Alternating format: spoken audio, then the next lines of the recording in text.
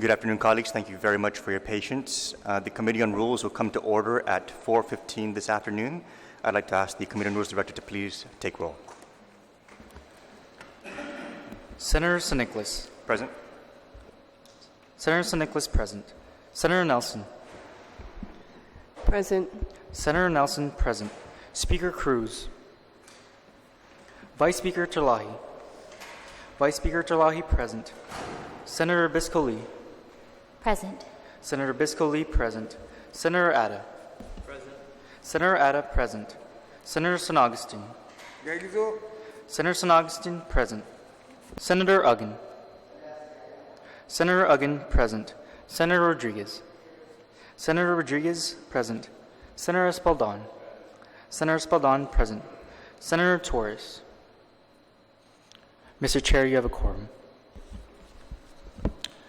Thank you, Mr. Director. Could we have a motion, please, to excuse our members who are not present? Moved by Senator Atta, second by Senator Biscoli. No objections? So ordered. Colleagues, we have a copy of the agenda in your packets that have been provided. Thank you all very much for joining the committee this afternoon. What we're going to be discussing in this meeting is going to be the quarterly report of I Liheslatura and Guahan. We just completed the first quarter of the fiscal year on the 31st of March, and we are now going to be able to discuss various object categories within our quarter, particularly the finances and the operations of I Liheslatura. So if you can just bear with me, please, as we go through. We'll be starting off with the packet item that has on the front of it the letter from the Guam Preservation Trust. Senator Uggan, can you just speak into the microphone, please? Quick question. I know that we're here. You have the agenda before us, or we have the agenda before us. And I noticed that Resolution 69-34 is on the agenda, but there's a subsequent resolution that was introduced, Resolution, I believe, 70-34, and it deals specifically also with budgetary matters with this legislative body. So I'm just inquiring as to how Resolution 69-34 got on the agenda and not 70. Well, the Committee on Rules Chair has created the agenda, which is standard practice, and I'm hoping that after the course of our discussion, we can address Resolution 69 with amendments, if any. That way, it'll be to the satisfaction of the members. If there is an inability to reach any kind of consensus at the conclusion of our discussion, it will be the prerogative of the members of the Committee on Rules to make any kind of motions to entertain any other resolutions that have been introduced. But I'm hoping that in light of the conversations that were shared over the course of the last few days, that after we're through with the discussions, we will be able to find a consensus on Resolution 69. So I'm hearing from you, Mr. Chairman, that should there other members want to discuss other resolutions or a proposal aside from what's contained in Resolution 69-34, then certainly that option is available upon the conclusion of the entire discussion. Certainly. If we're not able to make any progress on 69, then we're going to have to find some kind of solution. Okay. Thank you, Mr. Chair. You're welcome. So the first item I'd like to reference is actually 4 pages in on that packet, and it's the quarterly expenditure report of the Guam Legislature. If we can reference that, please.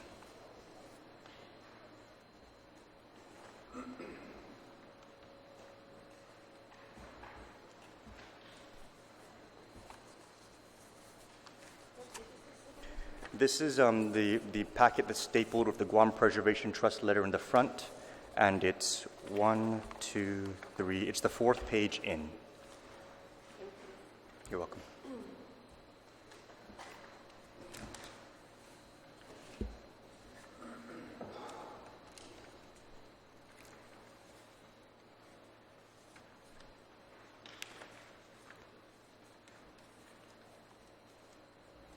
So for benefit of the Committee on Rules members, this spreadsheet identifies the object categories and the expenditures for the fiscal year to date of I Liheslatura.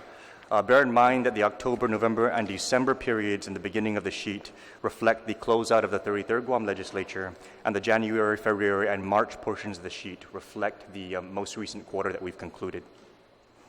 The first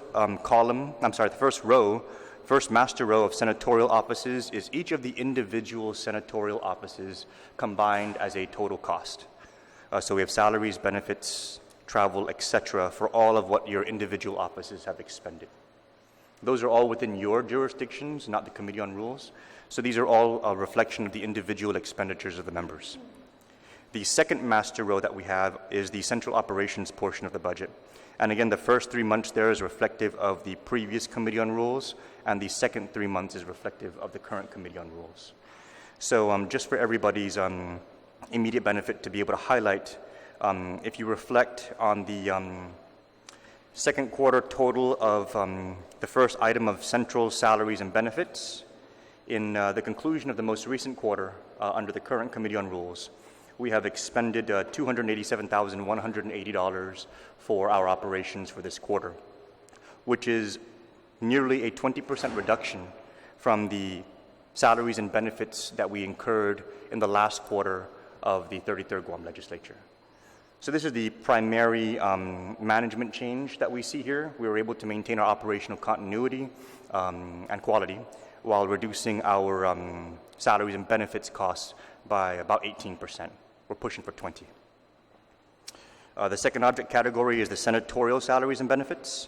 And you see a slight increase there quarter over quarter, and that's because we have new members who are incurring retirement contribution costs on the benefits side of the budget. Does anybody have any questions on the central or senatorial salaries? Senator Akan. Thank you, Mr. Chairman. Just for the record, Mr. Chairman, I received an allotment, budgetary allotment of $22,000 specifically for my committee for the first quarter.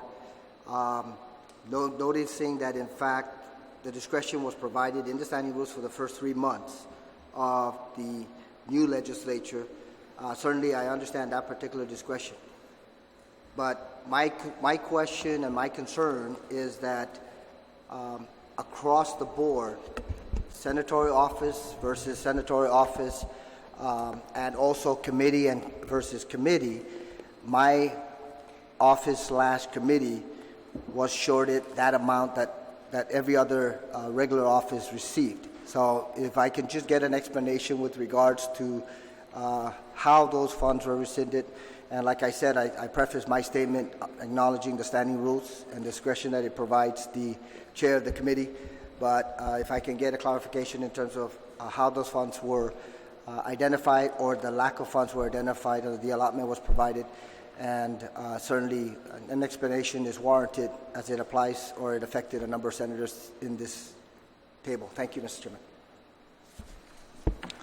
Certainly, Senator Agan. And what we'll do is we'll reference the memorandums that were transmitted to all senators to explain how those budget adjustments were done. The first memorandum, and this was transmitted to all senators.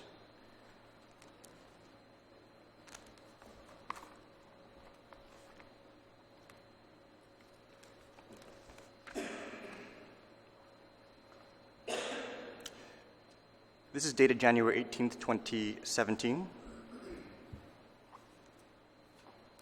This was transmitted to our Chief Fiscal Officer, and a subsequent memorandum was also submitted to all senators to notify them of the adjustment.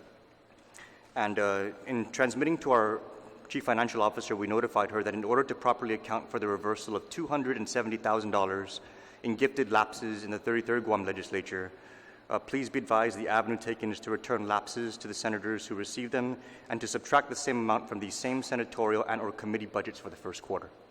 And the reason why we did that, as we discussed over the last 3 months, was at the conclusion of the term of the 33rd, in about the last week of the 33rd, there were some reserves in the central office budget. And these reserves are supposed to carry over the operations of the overall legislature.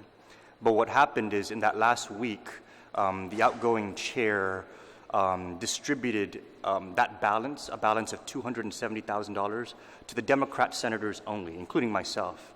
And so we each received a balance of $30,000, even the outgoing senators, because we did have a number of Democratic senators who were not returning, but they still received $30,000 in that final week. What happened after that was those $30,000 were then recorded as lapses, and those lapses were transferred again to various senatorial accounts.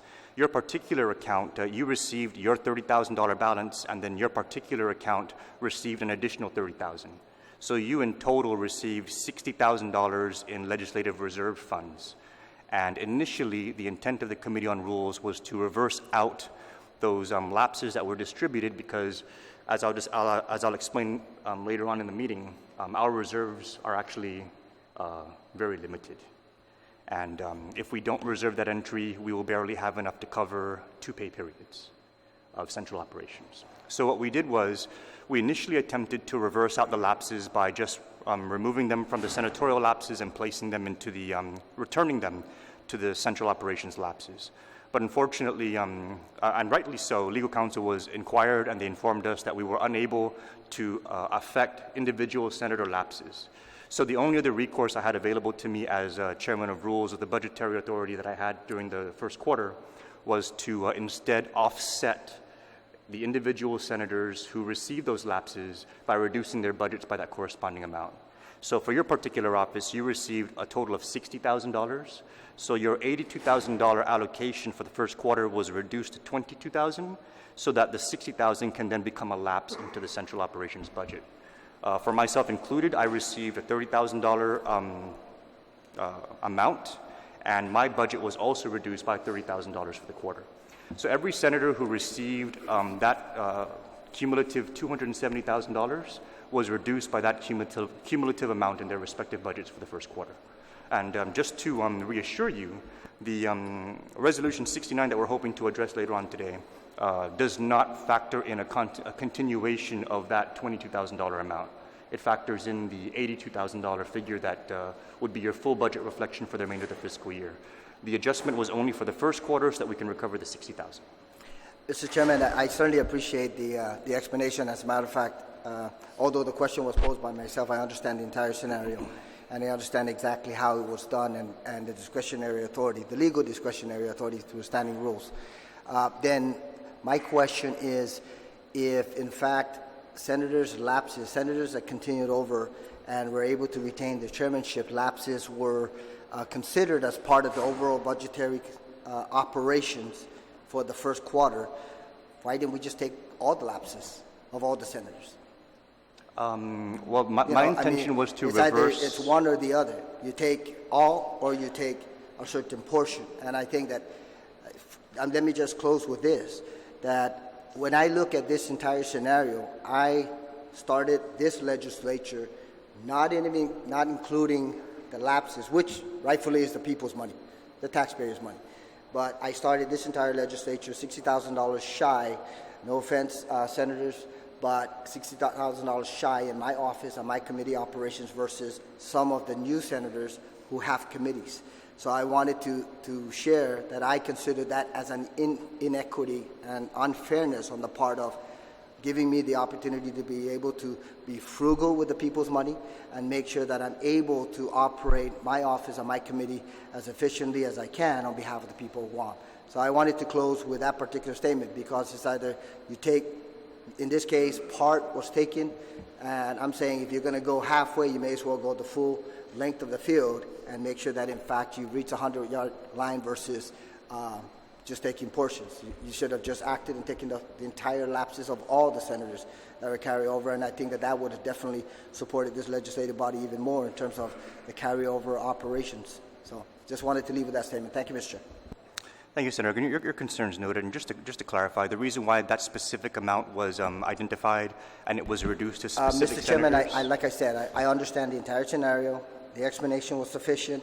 I wanted to ensure that the people understood exactly what transpired, and the senators in this table understand it. There's no need to clarify. Thank you. Oh, no, much, Mr. Chairman. I would like to clarify because the statement was that I should have taken all the lapses, and the actuality is that not all of them are the same.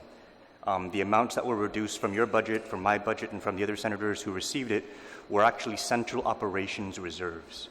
Those were not senatorial office Senator, carryovers. there were funds transferred to senators' offices / committees, Correct. which are considered lapses coming into a new term. And they so were it doesn't matter transferred how you from- want to paint it. Oh, no, it's not I'm just painting, sir. saying They were that in this transferred from particular central case, operations They were reserves. lapses, and they really shouldn't have been touched. Otherwise, take all the lapses and let's make sure that we apply it towards the overall operations of this Understood. legislature. Thank you, Mr. Chair.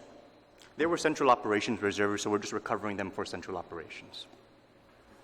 Are there any questions for the senatorial or central operations salaries section of the most recent quarter?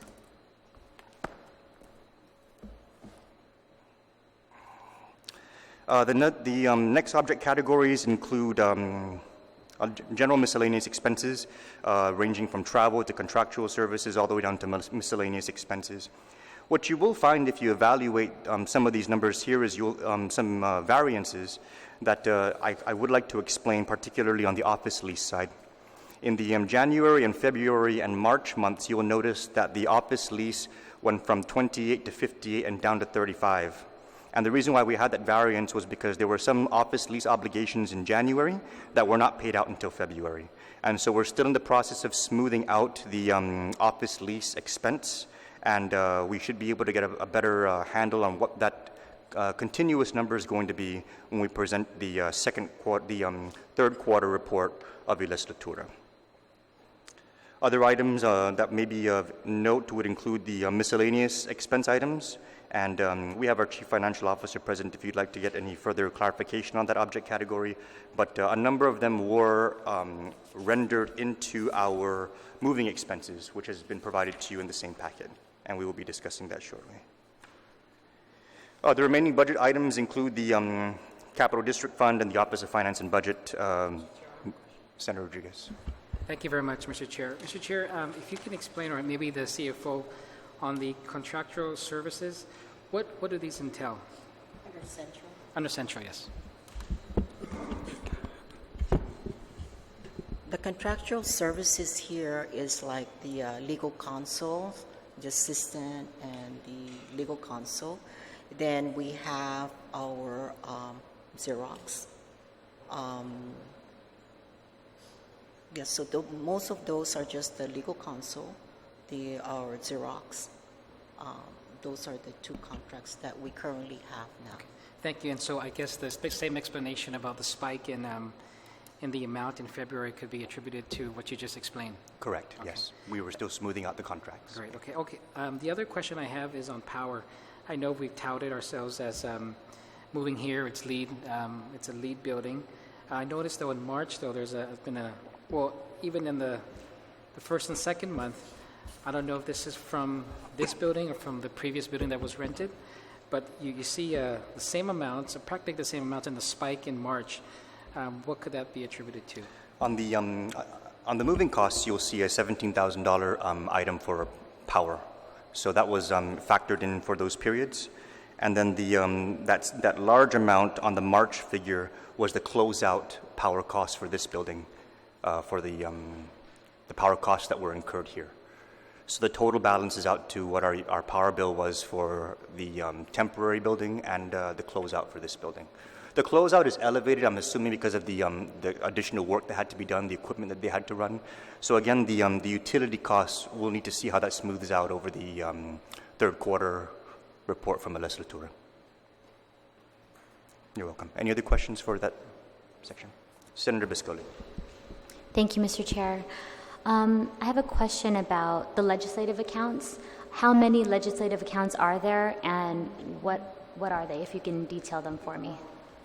We have our operation account, we have our payroll account, we have the Capital District Fund, we have the Office of Finance, and then we have the annual Matamco legislative reception account. That's only an annual basis expenditure there. Can you also provide us the dollar amounts for these accounts? Are they operating in surplus or in deficits? No deficits. I'll say that again, Senator. Can you provide us the dollar amounts You for want each us of to the accounts? give you the balance amount for Yes, each account? please. Sure. I can give you that balance as Okay. of March 31st. All right. Would you be able to just tell us if they're operating in surplus or in deficit? Well, you cannot say they're operating in deficit, really, because no accounts can be in deficit at the bank. I won't certify anything Right. if we're going to be in deficit. So all the accounts are not in deficit. Yeah. All the accounts have a balance. Yeah, the account balance, they're not in deficit. I cannot certify anything if I foresee that it's going to be in deficit. So each senatorial offices, like I said, they were given a particular budget. So I look at based on what their fund balance is, and I will certify. Now, as for the cash coming in, I try to, make sure that we have enough for payroll or anything that I certify that we have enough funds cash in the bank in there. Understood. Thank you. Thank you, Mr. Chair. You're welcome. Any other questions for the first and second quarter budget allocations of I Liheslatura? Sure. Senator Biscuit. Are there any cost savings that we're realizing from having the solar panels in this building? Do we have batteries to store that solar power? And is that power being returned to the building for use? I'd like to defer that to the executive director. Senator Lee, we wouldn't actually know what the cost savings are from our power now, only because what's being factored in these numbers before you are the payments for the power for the Hessler place, and then also the power incurred here while we weren't in here for January and February, and also our March where the big move came in. So we won't figure out what the cost savings actually are or get any concrete numbers until we give it a few Maybe months. next quarter. Okay. Yeah, we're understood. saying maybe the end of next quarter, and we've already had our trainings with how the power is supposed to be generated and when certain things turn off in this building automatically. So according to the architect, we should see 15% of a difference, looking forward to seeing. 15% looking drop. forward to seeing that. Yes, Maybe- so we have to give it a few months in order to work itself out, but once those numbers become available, we'll be sure to make them available to the members of the body. Understood. Thank you very much. Thank you, Mr. Chair. And just to clarify, it is the intent of this Committee on Rules to have a quarterly report every quarter so that we can be able to reconcile the numbers to everybody's satisfaction. Mr. Chair. Senator Espadon. Thank you. And this is more just to clarify to Ms. Agnes. So when we start talking about legislative accounts, we're talking legislative bank accounts? Right. Okay. I appreciate that. Any further questions? If none, we'll go ahead and conclude the review of the first and second quarter financials. And I'd like to have a discussion now about the reserves of I Liheslatura, because these reserves are basically what we're going to be able to continue operating on in the event that, as happened in the last term, we had a situation where our allocations were not as forthcoming. As of right now, in our fund balance for operations, we have about $400,000 approximately in a fund balance for central operations. For the this is a separate spreadsheet that I have. It has everybody's lapses, and so this is if you'd like to inquire about your own individual lapses, please see the Chief Financial Officer. But I am going to be discussing the central operations, and so our central operations fund balance is $438,000 to date. However, it is important for us to factor in the fact that of that fund balance, we are going to be at the end of the term obligated to pay out the lump sum annual leave at the end of the term. And the amount that was paid out at the end of the most recent term was $343,000. So assuming that we have a similar lump sum situation and our reserves do not increase, we actually only have $95,000 in reserves in the central operations budget when you factor out that encumbrance. The total cost for senatorial salaries that are covered in I Liheslatura and for central operations salaries that are covered by this operations budget is $112,000. So if you factor out the amount that we encumber for lump sum payout, we don't even have enough in that one central operations account to cover for a pay period. Okay. What was additionally recovered in the central lapse funds was a $270,000 that we reversed in the first quarter. So when we add that $270,000 with the $95,000, we do have a reserve that would last us about a month and a half. And so that explains why it was important for us to reverse out that $30,000. Absent that, we don't have reserves to cover for a pay period. So I just wanted to emphasize that as the status quo of the budgetary situation right now. Can you Senator, please repeat Vice that? Speaker. 438,000 is which fund? The central operations fund balance, not correct. including the central lapse fund. Not including the central lapse funds, correct. And the payout for the personnel, Senatorial salaries no, per the pay lump period. sum Oh, that I'm you sorry. paid out for the 33rd Guam legislature, we paid that out of our central operations fund? You paid that in February, it shows here? We have a fund balance for the lapses. I saw it somewhere here. Oh, down on the, it says annual leave. Is that the annual leave? Lump sum payout? Yeah, so under others, it says 343 in January. Correct. Yeah. And that was paid out of the Central Operations Fund? Why do you have it under, it's a separate appropriation, right? And what was the amount of that appropriation? It was 385,000. And this was appropriated in the... This was appropriated on last term before the end of the Traditionally, fiscal every year. year they appropriate It's a separately for separate that. appropriation. What happened, though, in Did one they instance, though, appropriate Vice it Speaker... I'm sorry, go ahead. To the Central Operations Fund, or did they appropriate it to something like the annual Well, lump sum? they appropriate to the annual leave payout. All right, Correct. thank you. But it falls under central operations. But again, just to clarify, we do not have that appropriation right now. And so if we were to pay that out of the Central Operations Fund, that would give us our current fund balance. Additionally, there was a time, I don't believe it was last legislative term, but the term before, when the Capital District Fund was also tapped to pay out annual leave lump sum payments. And that was problematic. So going forward, the practice budgetarily is to make sure that we have the necessary reserves operationally to be able to meet this operational expense when it comes due. Otherwise, we're either going to be needing a separate appropriation in the future, or we're going to need to be tapping other fund sources like the Capital District Fund. Vice Senator, Speaker. yeah, I just want to confirm that the 95 in the Central Lapsed Fund, that comes from lapses prior to the 33rd? Well, he reported that there was 270,000 in the Central Lapsed Fund plus 95,000 in the Central Lapsed Fund. 270, that's part of the former, Speaker Ben Panglina's lapses. The 95,000. Vice Speaker, there's two figures you're talking about. There's the Central Operations Fund that has a fund balance, and the Central Lapse Funds.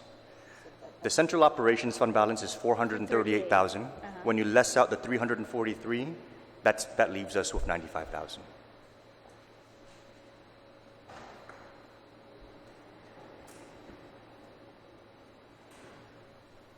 Are you saying your balance right now is $95,000 in your Central Operations No, Fund? the balance in the Central Operations Fund is 438,000. But if we were The to factor, 343 has already been paid. no, I'm talking about for this current legislature, the 34th, because I'm managing the 34th funds. All right. And But so we're in not paying that during the 34th. we have no idea what we're going to be Yeah. paying. But I'm assuming that if we do pay out that amount, that's how much we're going to owe. Mr. Chairman, I got one simple question. You mentioned it's problematic if you draw from another source. You're referring to the some reserve account or something I heard you mention? Capital District Fund. The capital, right? That would be problematic? Why would you say that? That fund is a capital improvement fund, and for us to be taking capital improvement money and using it for operations is not sound financial management. It's not sound. Correct. Okay, it's not sound to use it for the purpose of the legislature, which is the legislature's money, but it's okay to introduce it in a bill to use it somewhere else? Capital improvement money being used for capital improvement purposes would be a sound use of capital improvement funds. Okay, we just differ. Okay. Sorry, this 438,000, are you saying that's a cash balance, or what is that? There's a difference between a cash balance and the appropriation, right? Right. Because sometimes our allotment are Okay. not given, And so what is the- sometimes our allotment are not given to us on time. Right. So basically, this 438,000, this is a prior lapses for Central. Even if other senator offices, you see prior year lapses. So at the end of the fiscal year, or at the end of, by the end of the fiscal year, we normally get mostly all our allotment, or sometimes we're 2 months. But for this term, these are carried over, but these are not mainly the cash that we have in there. But what I'm saying is that we do have cash to cover our payroll in regards to anything that we're going to spend or pay out. So there's a difference between you can have your appropriation, but if you don't have the cash, so I only certify based on what we were able to pay out based on the cash that we have in the bank. So if you're saying this 438,000, yes, this is the ending fund balance of the central operation. It's just like any senatorial offices. We give you a monthly status report, and if you see there, it says as of that month, that's your fund balance, just for that particular month. We've already encumbered payroll for the quarter. So that doesn't mean that, yes, we have all that cash, but I try to work with cash to pay out what's really necessary that we need to pay out, like contracts and salary and benefits. Right now, our cash balance, I don't have that on hand. Right now, I think we have maybe $1.1 million right now just in the operations side. Payroll is very minimal because we only transfer from operation to payroll when it's the pay period. We're going to pay up. So that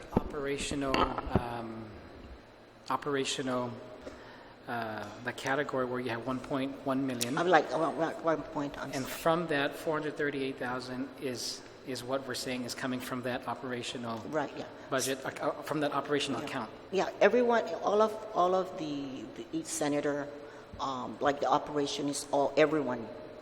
All So that's everyone's senatorial lapses. offices. Yes, that's the yeah. entire, that's yours, that's Central's, that's every senator's, that's the balance within there. Except for OFB. And So of the 1.1, 438 is Central, Central. and the remainder is each of your individual accounts. But you're not sure exactly how much. No, I'm not sure, but I can check. But even if it's 438,000, the allotments, like I said, from DOA, and they've been pretty good. They've been pretty good at, giving us our allotment in regards to. Senator? Thank you, Mr. Chair. Where are you with your receipt of allotments? The only thing I haven't received right now is for the month of March. So they're working So- on it, but So everything DOA else, has right, paid yeah, everything up until the conclusion of February. right. I so already you have- got January and February. January, So it's February. only March now. Okay. And what's that equivalent to? 700,000. So it's about 300 Yeah, some yeah, for, right, because they give it to us per month, bi-weekly. Bi-weekly, they're releasing our allotment. So by month, it's like 700 some thousand. yeah, okay. I still have a question, Mr. Chairman, with regards to the 343,000 that you identified that is earmarked, so-called earmarked for payment of lump sum. Sure. We already understand the situation, that those are special appropriations that are tacked on, added on upon the conclusion of the term.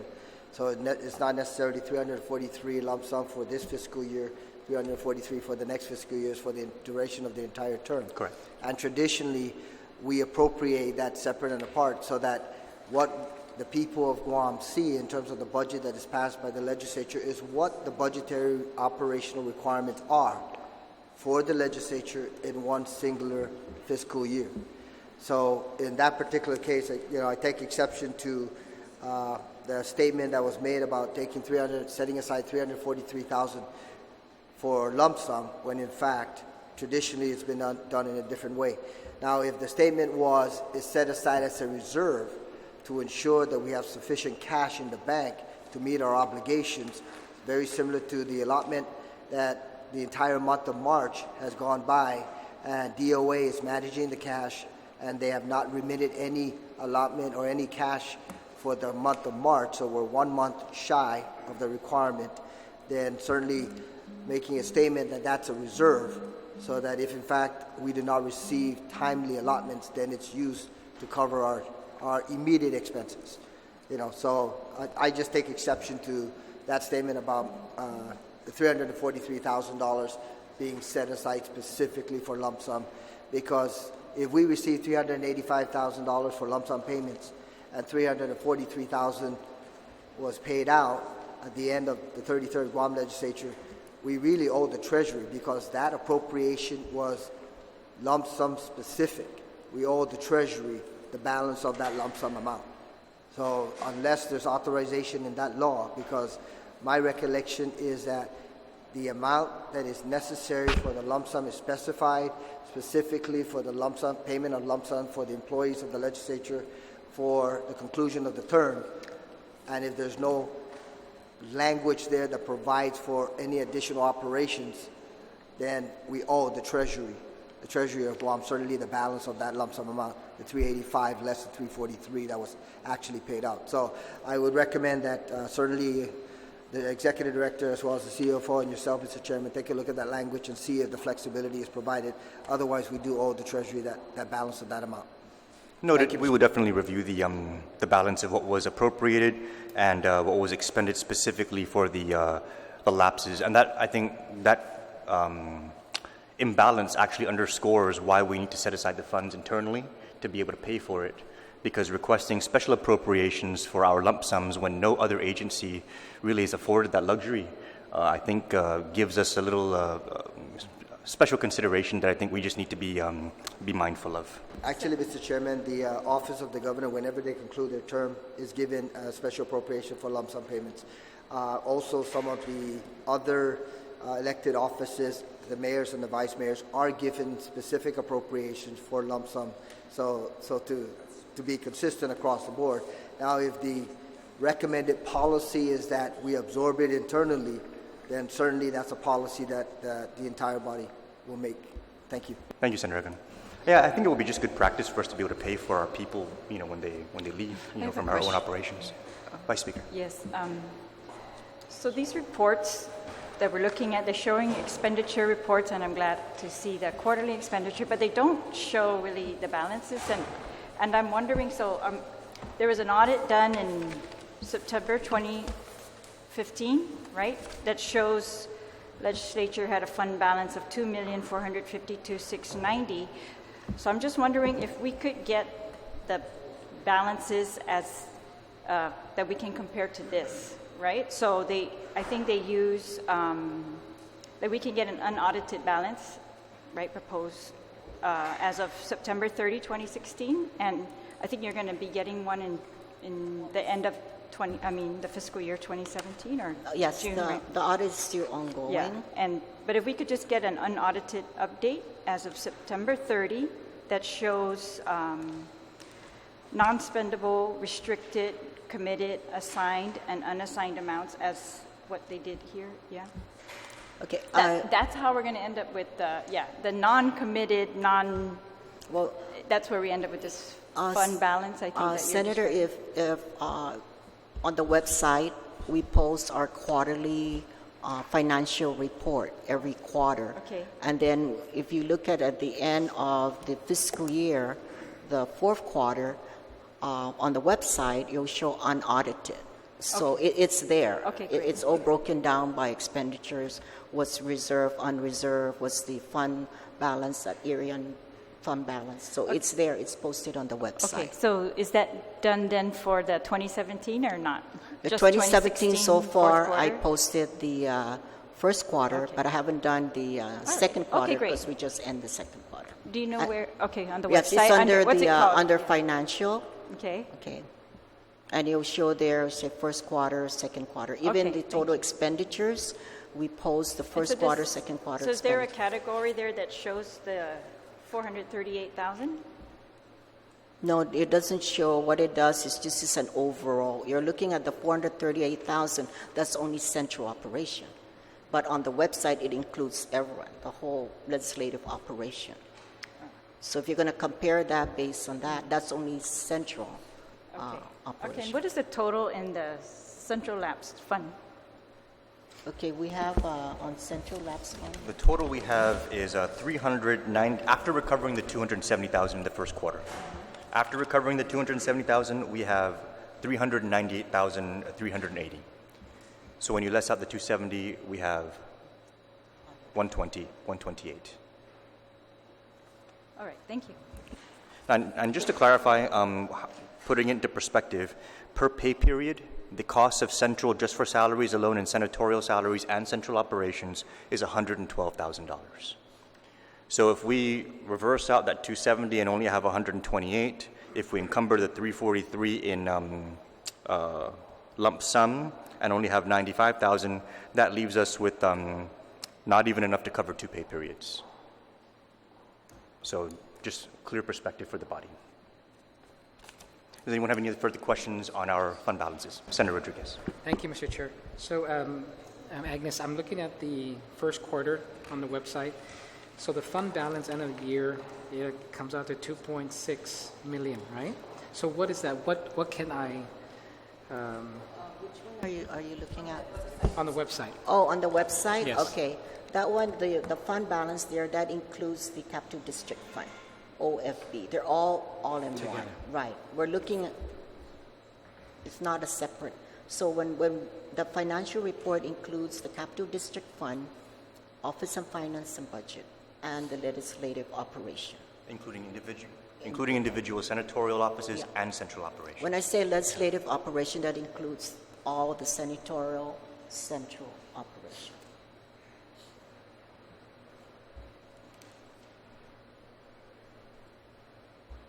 Okay. I need to be able to understand it better, and perhaps if I have any other questions, I can Sure, yeah. ask you. When the auditor did it, she broke it down, didn't she? She took the capital district fund and separated that? I don't think on the FY 2016 they did that based on separating the legislative operation funds and the capital district fund and office and finance and budget. Maybe not all of them. Not all of But them, there's so I haven't. She's got an amount under, it says general, and then there's an amount under other governmental funds, which is Other- 1.6, yeah. Just maybe you can verify.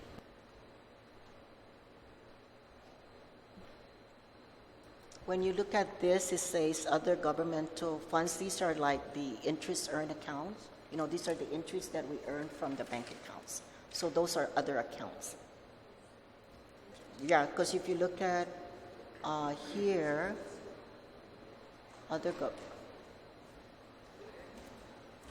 we're earning interest on our checking account. So this one here must be the capital district fund. Right, yeah, sorry, I'll take that, yeah. So, but, What she's asking is, when we do it, if we can separate the capital. well, we can separate like this report. I can do another report. I can do another report that shows you what's the balance in the capital district fund, what's the fund balance for legislative operation, and what's the fund balance for office and finance and budget. So I have that report. That can be broken down. Okay. Right, the capital district fund, sure.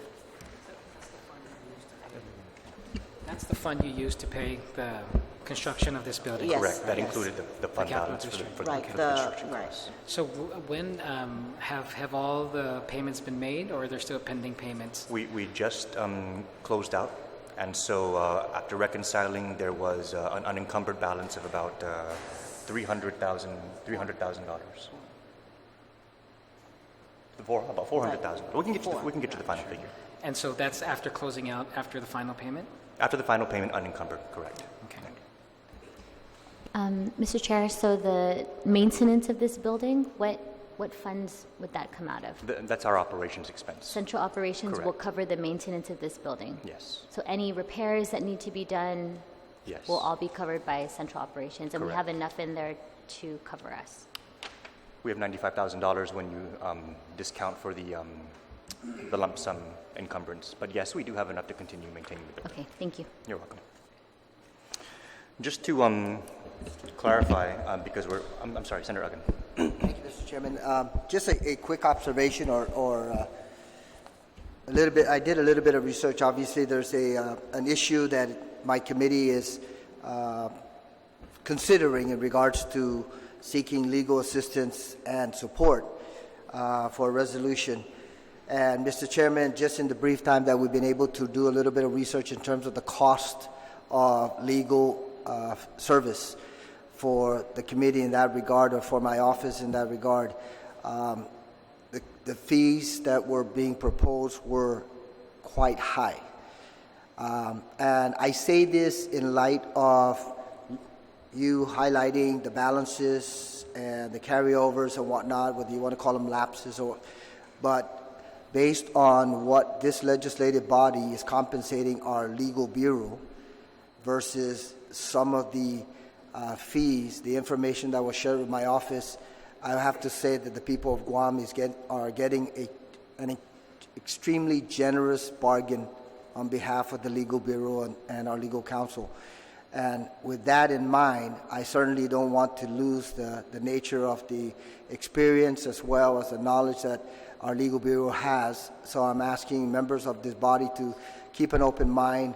And I understand the contract concludes at the termination of this fiscal year, but certainly if there are funds available, that we consider providing additional funding support for our legal bureau so that in fact, regardless as to who's sitting in that capacity, that they are compensated based on not only market rate, but the nature of their work. So I just wanted to put in that plug because I think that if we were to lose the individuals that we presently have, granted, we have a wonderful former legal counsel of the legislature. Certainly the legal bureau has been extremely helpful with a number of senators in this table and in this legislature. So I'd like to make that suggestion so that as we anticipate going to the next fiscal year, certainly that's a consideration. Thank you, Mr. Chair. Thank you, Senator Gunn. And yes, our legal bureau has been doing a very exceptional job. As a matter of fact, we just concluded a meeting recently with them to find out if there's other ways that we can offer additional support. So we share the sentiment. Additionally, in two things I'd like to clarify. The first is in line with what you raised, Senator Uggan, about your resolution and the potential for costs for the body to incur for legal services. That's also an expense that would likely come out of the operations budget of Legislatura. So having these reserves not only helps us to, one, pay for our lump sums, two, pay for the maintenance of the building, but three, also allow us to pay for any legal actions that we might take that we may deem necessary as a body, and four, it allows us to continue operating in the event that we don't receive the funding streams that we need. So I'd just like to, I guess, wrap up the discussion on our reserve balances by pleading with the Committee on Rules to understand that the more we can grow these balances, the more sound we are financially, and it gives us a lot more flexibility to be able to take the various actions that may be of interest to the community. Are there any further questions or discussions on our budget and our fund balances? Senator Uggan. Mr. Chairman, on the piece of legislation that was sponsored by yourself on taking funds out of the legislature and dedicating it for another source or another activity, where is that originating from? I'm sorry. I believe there's legislation that was introduced to take $400-some thousand out yes, of the legislature. that's from the Capital District Fund. From the Capital District Fund? Yes, from the savings that we incurred from the non-purchasing of the $430,000 in furniture. I heard word that in fact the monthly payments for the Capital District Fund coming from the post office is insufficient to meet the monthly obligation of the loan. Is that correct? Not to my knowledge, no. Yes, Senator. The loan that we got here, a portion of that will be coming out from the Capital District Fund. Right now, our rental for the post office is only $19,000. Depending on once they close the loan, and if our mortgage payment is like $25, $26, the difference there is going to come out from Central. Correct. Right. Because right now our lease rental is only $19,000. That's correct. Right. So we have. It becomes an operational expense. The difference comes out from the central operation. No, I understand.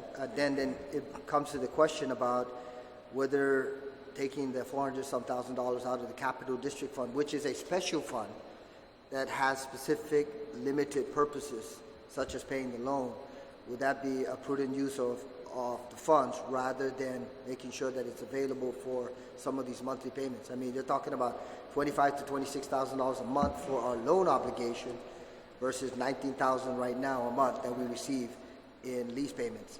So, I mean, we're already short, and to look at that, albeit $100 million is already set aside for that particular procurement, and supporting education in any way we can is always helpful.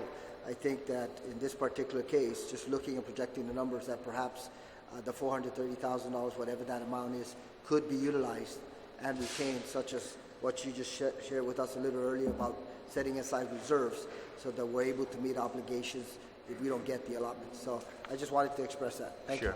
And that's a discussion we can have. For me, my perspective is that the payment of our operating costs should come out of our operational expense. And if we had reserves that were set aside for capital improvement projects, those should continue to be expended for capital improvements. But if the body wishes to discuss a reconsideration of that, I have not pushed for the measure to move forward at this time.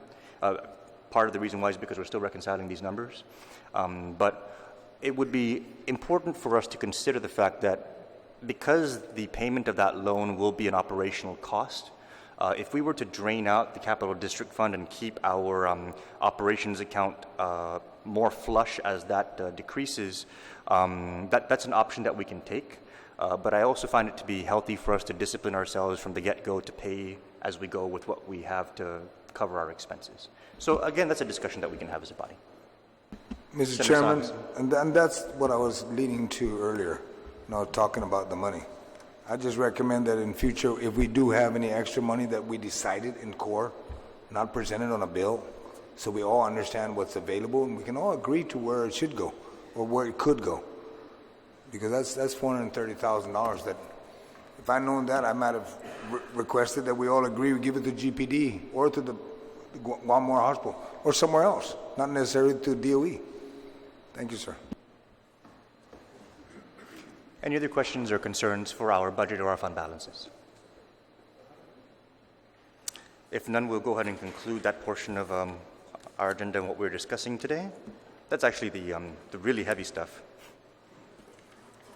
I thank all the members for their patience and for their very insightful questions.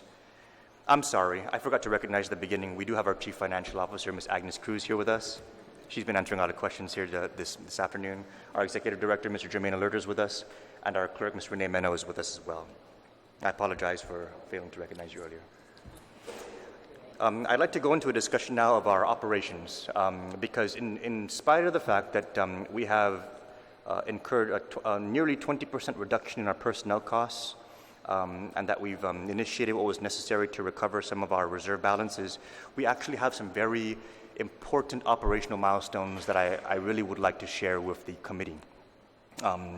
The first operational milestone, and I think everybody has encountered this, is we have implemented a whole new system when it comes to the referral of bills in our Committee on Rules. If you guys reference one of our handouts here, and I know that some of you might have seen these documents, we have the pre-referral checklist, and this checklist is the actual official document that's used by the Committee on Rules when we're handling any bills that have been introduced and the referral processes that they have to go through. If you notice on the first two rows, all of our bills must first clear a legal bureau review and an Office of Finance and Budget review. This is a brand new process that we've implemented with this Committee on Rules. And so in the legal review process, and again, much credit to our legal team, every single bill that's introduced must first be reviewed for whether or not it conforms to public law as to only covering one subject matter. And secondly, every single bill must be reviewed in order to determine if it conforms to our standing rules as to form and style. And again, with much appreciation to our legal bureau, this process has been very, very effective. So far, 25% of all of the bills that were introduced in I Liheslatura have been readdressed in order to make sure they conform to law and to standing rules. So the really good thing is on the front end, we're making sure that what gets into committees and what gets to the floor is already vetted by legal for those two purposes. Also, the Office of Finance and Budget review, if you notice in the way some of your bills are referred, if your legislation in any way affects the appropriations, authorizations, or potentially has a fiscal impact, your measure, by virtue of our standing rules, will be referred first to the Committee on Appropriations. And from there, they will determine if there is an appropriation issue with the measure and render a finding accordingly. And after such time, then the Committee on Appropriations will subsequently refer it to the Committee of Jurisdiction that will be recommended by the Committee on Rules when it's transmitted to Appropriations. Could you just cite the rule for that, please? It's right there. I'm sorry. Yeah, they all referenced oh, I'm sorry, for Office of Finance and Budget? The referral. Vice Speaker, what are you asking, the referral rule?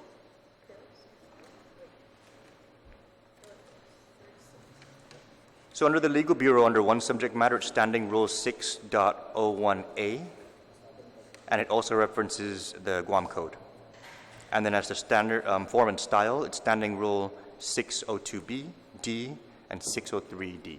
It's there on the form, right here. I'm just trying to, no, I'm looking at the one about fiscal impact. Well, maybe we can bring this up at the other meeting and stick to Resolution 69 on this one, but yeah, why don't we just talk about that at the next meeting? Are we having Sure, but another meeting? if you reference the, there's a section there, the standing rules that specifies what bills would get referred to appropriations, and these clearances, if they are checked yes at any time, it signals to the core that it immediately needs to go to appropriations first. And so you'll find that if you pull up every single committee report, we do include this checklist. You will find whether or not those boxes have been checked, and then you will see at the end the core action, which would include the explanation as to what was appropriated where. I'm sorry, what was referred where. So to clarify on the referral of bills, because there's been some misinformation that the Committee on Rules is being arbitrary, we very much try not to be.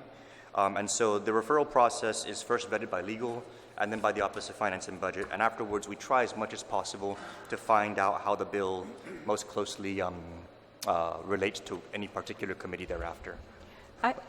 Mr. Chair, I would ask that they just review, please, this last item you have. Is the fiscal impact revenue negative to the government of Guam budget? Because I don't see that in the rules, and maybe I'm just not finding it, but I'm finding different language, and it says whether the bills contain appropriations or authorizations for appropriations. Right. Not whether they're going to have revenue negative impact. Right. So No, that's this is an internal form to signal to the Committee on Rules. So if we do determine that it does have a revenue negative impact, then we would check that box and refer it to appropriations. And so this will allow for anybody who reviews our committee reports to be able to look at it and say, why did they send it there? And then they'll be like, oh, okay, because it potentially has a negative impact. And then they'll be able to review the bill and determine by virtue of checking that box whether or not that's the case. I know, but I'm asking you to just review it, please, prior to our next meeting, because I just don't think the language matches the standing rules. I understand the OFB process here, but this... Well, just to clarify, the standing rules give the authority of the Committee on Rules chair to refer bills. And so for me, this tells me why I'm referring it to that particular committee. If I determine that it may be revenue negative to the budget, I'll check that box, and that will be one of the reasons why I refer it there.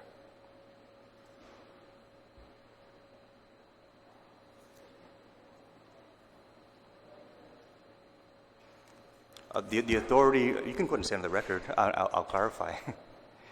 Okay. The rules say substantive bills which contain appropriations or authorizations for appropriations from any fund sources shall be referred to the Committee on Appropriations.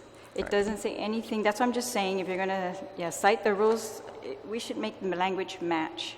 It doesn't say anything about revenue negative impact, and it says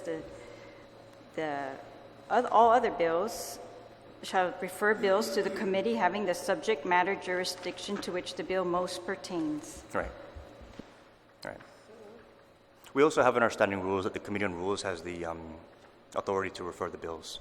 And so that helps me to decide, are we going to just refer it to a committee even though it might have a negative impact on the budget or not? And just for me, my safety net is, if it might negatively impact the budget, I at least want appropriations to look at it first. But what you'll also find is yes, they do. And the thing is that, let's say, for example, they check column item 3. Does the bill to contain provisions that have potential fiscal impacts? If the potential fiscal impact is positive, they'll still check that box. But if it's positive, I'll check mark the no box on the revenue negative, and that will allow me to send it directly to the Committee of Jurisdiction. If they check mark that it has a potential impact and it's negative, then I'll know to send it to appropriations. If it's positive, then we don't need to be concerned about getting appropriations to clear it. Yeah, we'll take a look at it. Yeah. But so far, this process has really helped us to have a very clear-cut evaluation of why bills are going where. Mr. Chair, perhaps we could, since our legal is here, we could inquire the opinion of legal on this matter. Would that be too much? Sure, Or we can another meeting? follow up Okay. with legal counsel as to the nature of the question. Okay. Any other questions on our bill referrals? Mr. Chairman, I only have one simple question. The re-referral, Correct. it's referred to somebody and then he re-refers it. I'm trying to find that in your list of things here. How do you do that? I think there was a couple of bills that was referred to the speaker and then he Yes, it's in re-referred the it? standing rules. It's in our standing rules that once a bill is referred to appropriations for a particular financial concern, they can subsequently re-refer it to the committee of jurisdiction. Okay. No, this is the committee on appropriations. OFB supports that committee. How much time are you averaging per bill before it gets referred out? We have a 72-hour process. So once it's introduced, we immediately forward it to legal and to OFB. We also send them a 72-hour notice in the event that they don't respond. So they've been very responsive within a 72-hour time frame.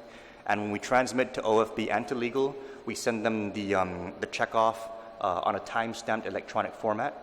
And so we have all of those documents to validate when they received it, when they reviewed it, and when they returned it. So 72-hour turnaround. Are there exceptions to expedite?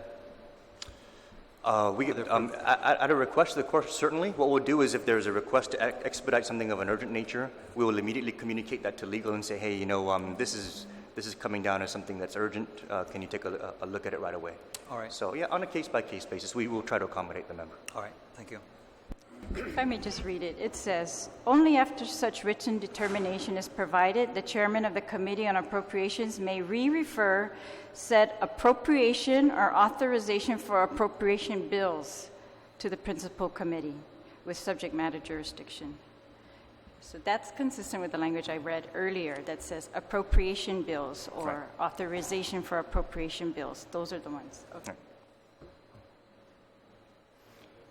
Any other questions? Senator Agan. I know I don't want to unnecessarily repeat a statement that I made a little earlier, but you just highlighted that about 25% of legislation initially introduced are being returned back to the principal sponsor, and that this is a new process that has been added on. Correct. I like the process. I certainly appreciate it, and this is one of the reasons why I think that our legal bureau, we really need to be very mindful of the level of compensation that the legal bureau is receiving. Thank you, Mr. Thank you, Senator Agan. I also wanted to clarify for the record that the 25% return rate is not a reflection on the members. I think it's more of a reflection of the process. The really good thing about doing this in the onset is that we're able to capture them in the beginning rather than during session or towards the end when they're engrossing. So it allows for us on the floor to focus more on the meat of the matter rather than the technical considerations of the matter. So I share your sentiment, Senator Agan. Our legal bureau is doing a fantastic job. We also have the committee report checklist that's there. Again, we do our best to reference standing rules and public law when those determinations are made. And finally, on the Committee on Rules Procedures, just to clarify, because I wanted to make sure that there was no concern. When I initially took the Committee on Rules position, we had the hardest time finding documentation on Committee on Rules actions. What we've created, and I have here on the table, are in the last 3 months, we've filled up 2 binders full of correspondence from the Committee on Rules to all members and to our attachés. So the Committee on Rules process, from the moment you honored me with your chairmanship, was to make sure that everything is communicated in writing as much as possible so that we have a paper trail to be able to follow why there's a rationale for our actions.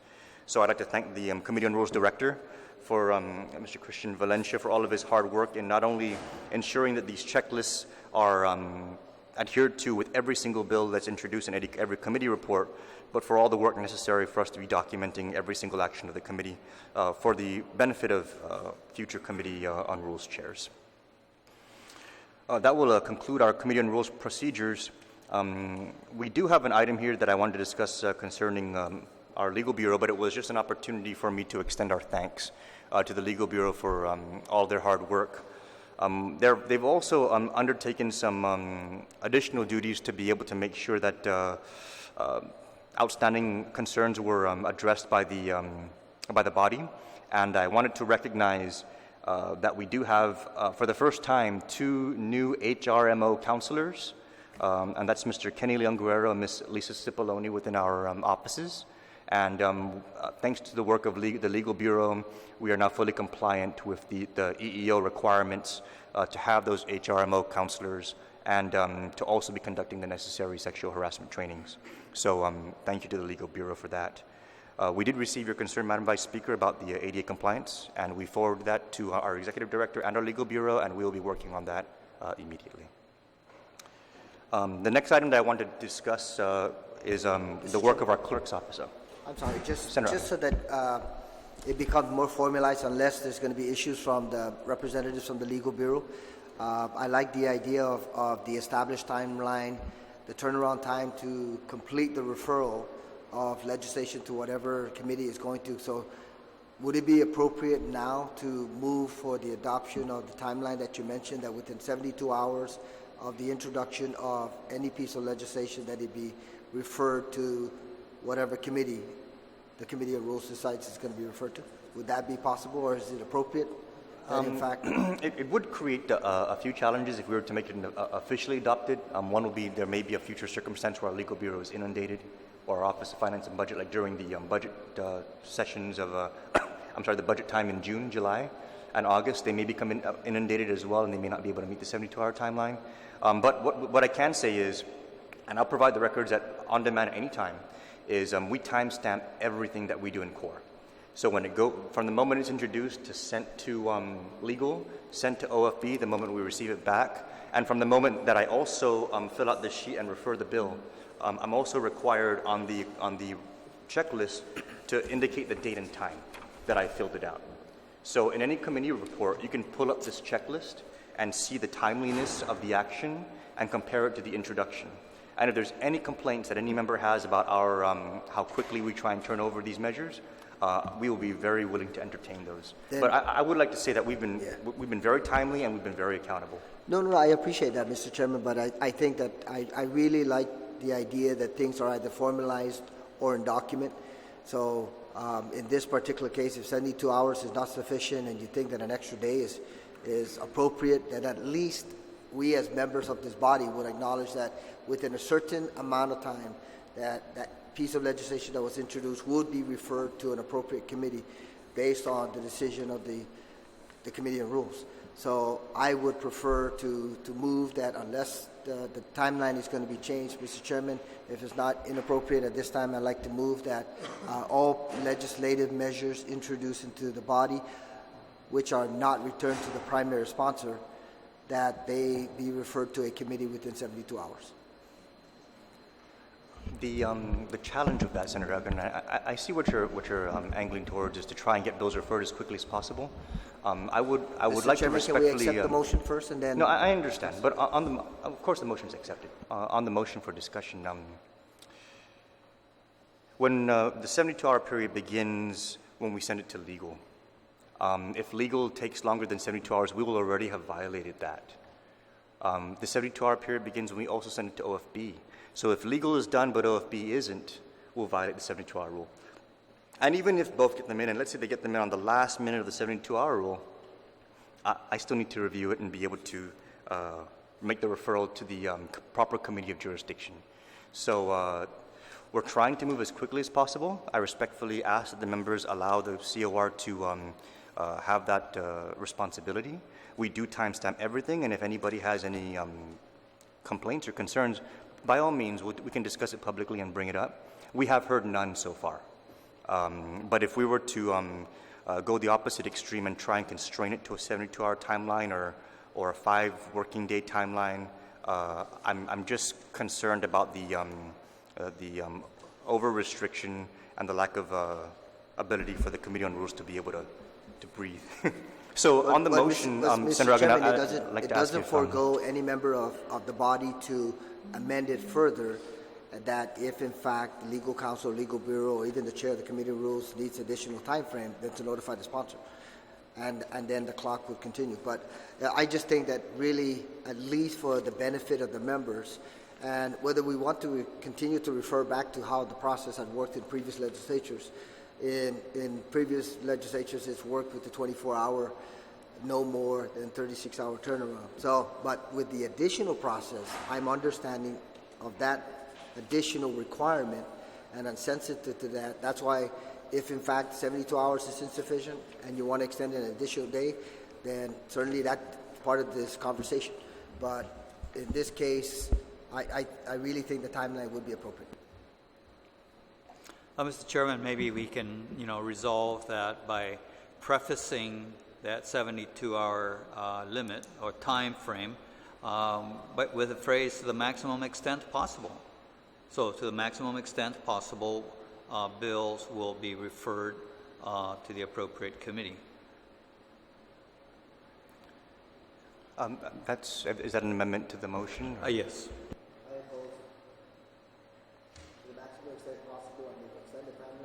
If you can, into the microphone, Senator. Give at least each of the senators a definitive timeline of when to anticipate a referral of a piece of legislation. That's all I'm asking. The The motion, Mr. Chairman, I'd like to move for the previous question. There is an amendment to the motion, yes. Correct. Okay, then I oppose. Okay, go ahead. So on the amendment to the motion, all in favor of the amendment to the motion, please indicate by raising your hands. What was the amendment? The amendment to the motion is to allow for the Committee on Rules to process to the maximum extent possible within 72 hours the referral of bills. The word maximum extent, what is that? That 5 days, 10 days, 20 days, what? It's got to be specific. Senator Duggan's motion was specific, 72 hours. What is the definition of reasonable number of days? Be specific, because if you want to generalize it, then it could be as many as 30 days from now. I can't agree with that. Why don't we just call for the question on the amendment, and let's put that to rest, and then we'll call for the question. On the amendment to include the language to the maximum extent possible, please indicate by raising your hands.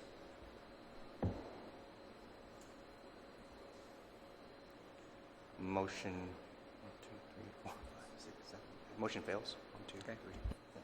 1, 2, 3, 4, 5, 6, 7, 8, 9. 4 affirmative. We have four in favor. Yeah, 1, 2, 3, 4. Affirmative out of 9. 1, 2, 3, 4, 5, 6, 7, 8. No, motion fails. Yeah, amendment fails. Yeah. To the previous question of whether or not we're going to impose a strict 72-hour timeline on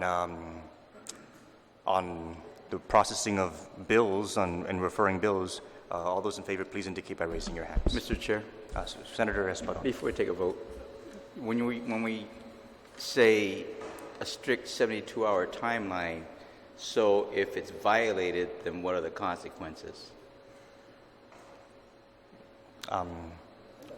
Senator Ruggan?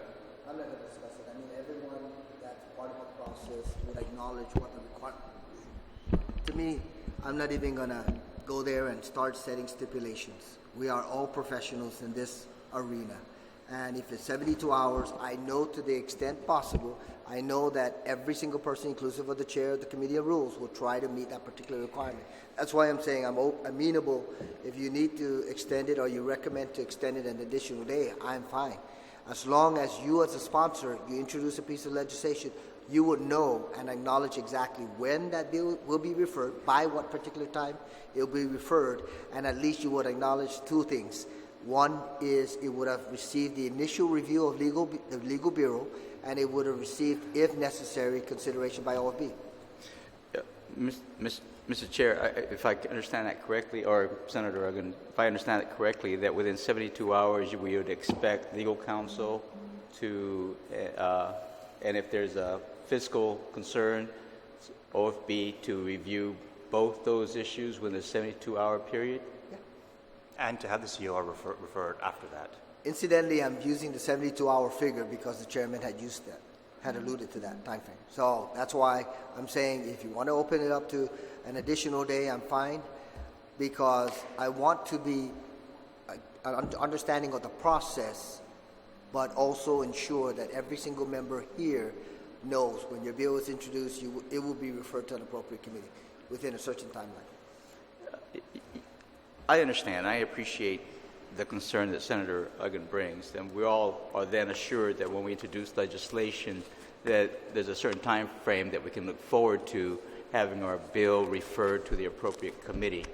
However, and again, if we look at the past legislatures, it was probably within the 24 to 48 hour time period. I guess in my mind, knowing full well that we've implemented several new steps in the process just for scrubbing, I guess the one issue is whether that's enough time. As a lawyer, I know that sometimes when you're doing the work, even though they're just doing it form and subject matter, if it builds up, and I know that coming down the pipeline, there are probably some legal issues that we're going to require upon our legal bureau, the practicality of meeting the 72-hour requirement becomes an issue. But that's not to say I don't appreciate what you're doing, Senator Uggan, because there should be an expectation by any senator to be able to have their bill referred within a reasonable amount of time. That's one concern. And I guess the other concern, just to clarify the motion, 72 hours, are we talking 72 hours of working days, or are we talking 72 hours? If something's introduced on a Friday, are we supposed to be expecting something out by Monday? So again, just to clarify that 72-hour, I mean, if we're going to get specific, then perhaps we should at least identify the specificity to which we're really asking. It's an excellent question, Mr. Chairman, that the good senator brings up, and if anyone wants to amend the motion, by all means. I just need to remind each and every one of us that the legal review, it says non-compliance to standing rules as to form and style, not content. Now, if we're referring to content, then absolutely there should not be any time frame, because if the legal bureau is going to review all 58 or 60 pieces of legislation within a matter of 72 hours, that would be really too much. Well, we do have our legal bureau present. If they can afford us any insight as to whether or not a strict 72-hour timeline will be sufficient, they can definitely share with the members. Based on just some of my observations of the bills that we've been receiving in our Committee on Rules, we have had a number that were extensively out of order in terms of form and style, and I'm sure the Legal Bureau's work isn't just to say yes or no, but they actually go in and address the form and style questions. So if the Legal Bureau can please join us and share their perspective. Thank you so much. I appreciate the concern about the wanting to nail down the timeline, the amount of time in which our process takes. And Senator Uggan is correct. The 72-hour timeline only refers to form and style. For example, much more convoluted legal questions, such as whether a bill is organic or not, or implicates constitutional issues, and all the really substantive questions, we would need more time, obviously. But for form and style, we, for the most part, have been hitting it every time. But sometimes that requires us to, it is a lot of work. But I want to give a scenario just to illustrate a little bit how kind of unpredictable our office can be on occasion. If we, for example, are caught as a bureau responding and filing pleadings in an administrative proceeding, which we have already caught ourselves in a procurement appeal, so while we're also responding to these form and style reviews, we're before the Office of the Public Auditor, responding to procurement appeal, as well as other entities, both local and federal, on a range of other matters that have absolutely nothing to do with bill review. It's our other, if you look at the duties of the Legislative Council and the Bureau as set out in the standing rules, it generally also includes just to act as legal counsel for the body. So sometimes we have to protect the legislature's interests as a whole in other separate administrative or judicial tribunals, just before other bodies, or sometimes even informally with other agencies. So there's a lot of other work that goes on outside of the bill review process that perhaps we should just mention, because it's this really unpredictable sort of like pop-up of sort of legal issues that our office needs to really respond. For example, in an OPA protest, it's time sensitive. You have 5 working days to respond to something. So if in that time we're responding to that, it's a little difficult to say that it's always going to be easy to hit the 72-hour window. But like Senator Espadon said, to me, as soon as I heard 72 hours, I was immediately thinking about the problematic scenario of a Friday afternoon bill. That would actually theoretically mean we would have to work all weekend, and it would be due Monday, as opposed to a 3 working day, which would be my preference. Our preference is 3 working days as a sort of as the timeline to shoot for, as opposed to 72 hours, because it's more reasonable. But I just wanted to bring to light these other sort of scenarios, some of which we just cannot anticipate in advance. So and of course it's up to you. What window you're most comfortable with, but at least 3 working days would be preferable. Thank you. Mr. Chairman, I'd like to make an amendment to Senator Uglin's motion that we identify 5 working days, so it doesn't count the weekend, because at least it's more clear. Thank you. On the motion for 5 working days, all in favor, please indicate by raising your hand. For a referral to be completed to a standing committee. On the amendment to the amendment, please indicate by raising your hand. 1, 2, 3, 4, 5, 6. Okay, amendment passes. So now the motion is for the referral process to be effectuated within 5 working days. Correct. All in favor of Senator Uggan? All in favor of the motion for referrals to be effectuated within 5 working days, please indicate by raising your hand. 1, 2, 3, 4, 5. Motion passes.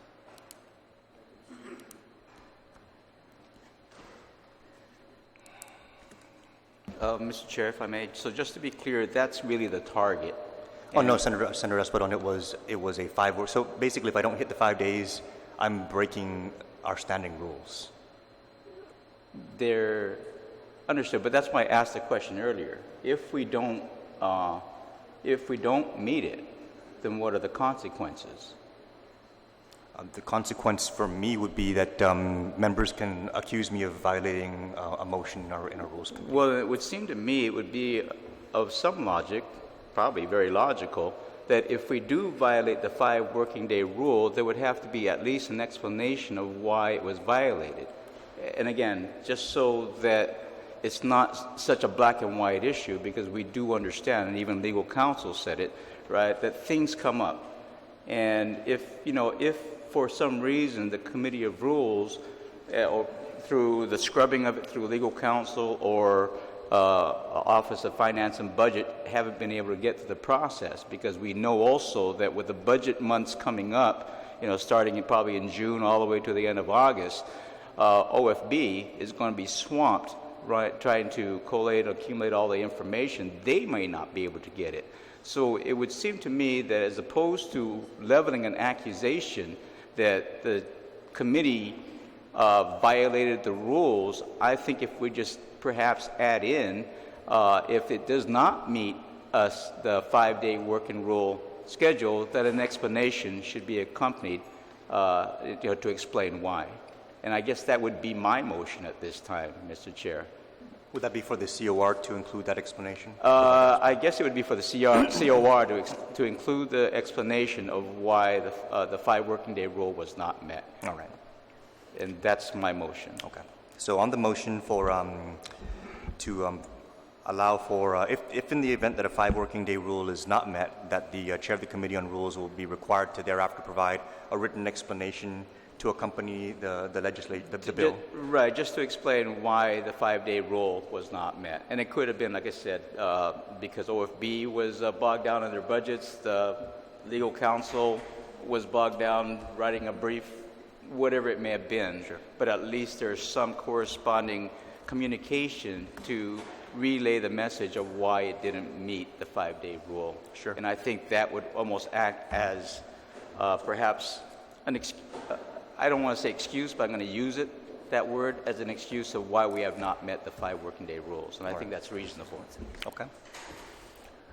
There's a motion that's been proffered to allow for an explanation to be attached if in the event the 5-day rule is not met. All in favor, please indicate by raising your hands. 1, 2, 3, 4, 5.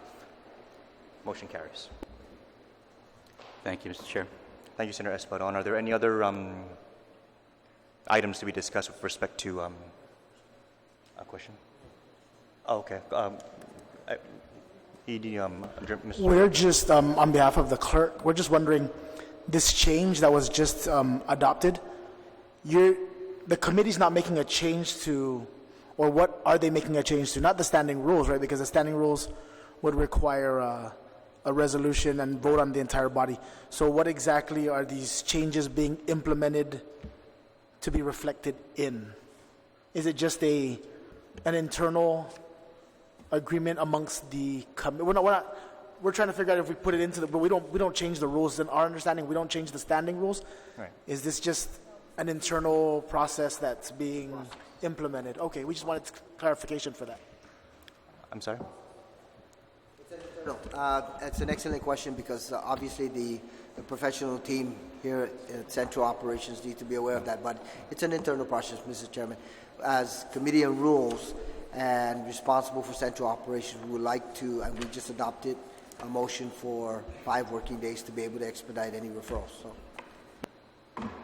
What we will do to just reflect the request of the committee is we will include a new row on the pre-referral checklist that includes a 5 working days met checkbox, yes or no, and if it's a yes, we're good, and if it's a no, it better accompany that letter that you've motioned. Any further items? If none, I'd like to move on to the subject of our clerk, and a tremendous accomplishment of our clerk. I wanted to recognize her before the Committee on Rules. When we assumed office in the beginning of the term, our journals were incomplete up until the 27th Guam legislature. Within the last 3 months, with some additional support that we were able to provide, our clerk has caught us up on our legislative journals that were 13 years behind. So I'd just like to formally acknowledge our clerk for the work that she's done over the last 3 months to catch up on 13 years of legislative journals. What we're going to be doing thereafter is preparing them for posting to our website as soon as they are electronically satisfactory to do so. But I wanted to acknowledge. I just want to clarify. I don't think she technically caught up on the journals because the journals had to be prepared by the clerk at the time. And you've been clerk for a long time, but not that long, right? Not 13 years, right? So we're talking about journals that need to be or were not certified, perhaps. I'm not sure. I'd like to see if they were certified by the person. But yeah, my understanding is that was the issue, is that the clerk at the time never certified these journals. And so although we have like unofficial copies or something like that, yeah, that's always been the issue. I was actually visiting the clerk while she was working on the project. She was literally transcribing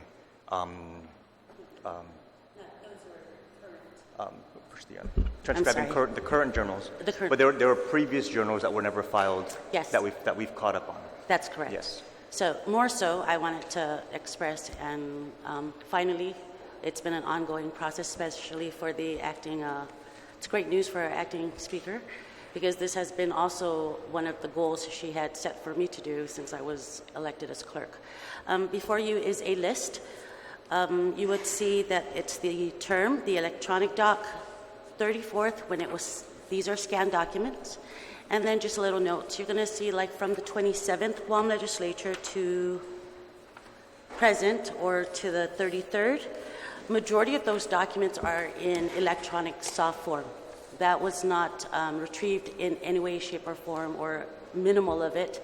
That was printed and in archival boxes.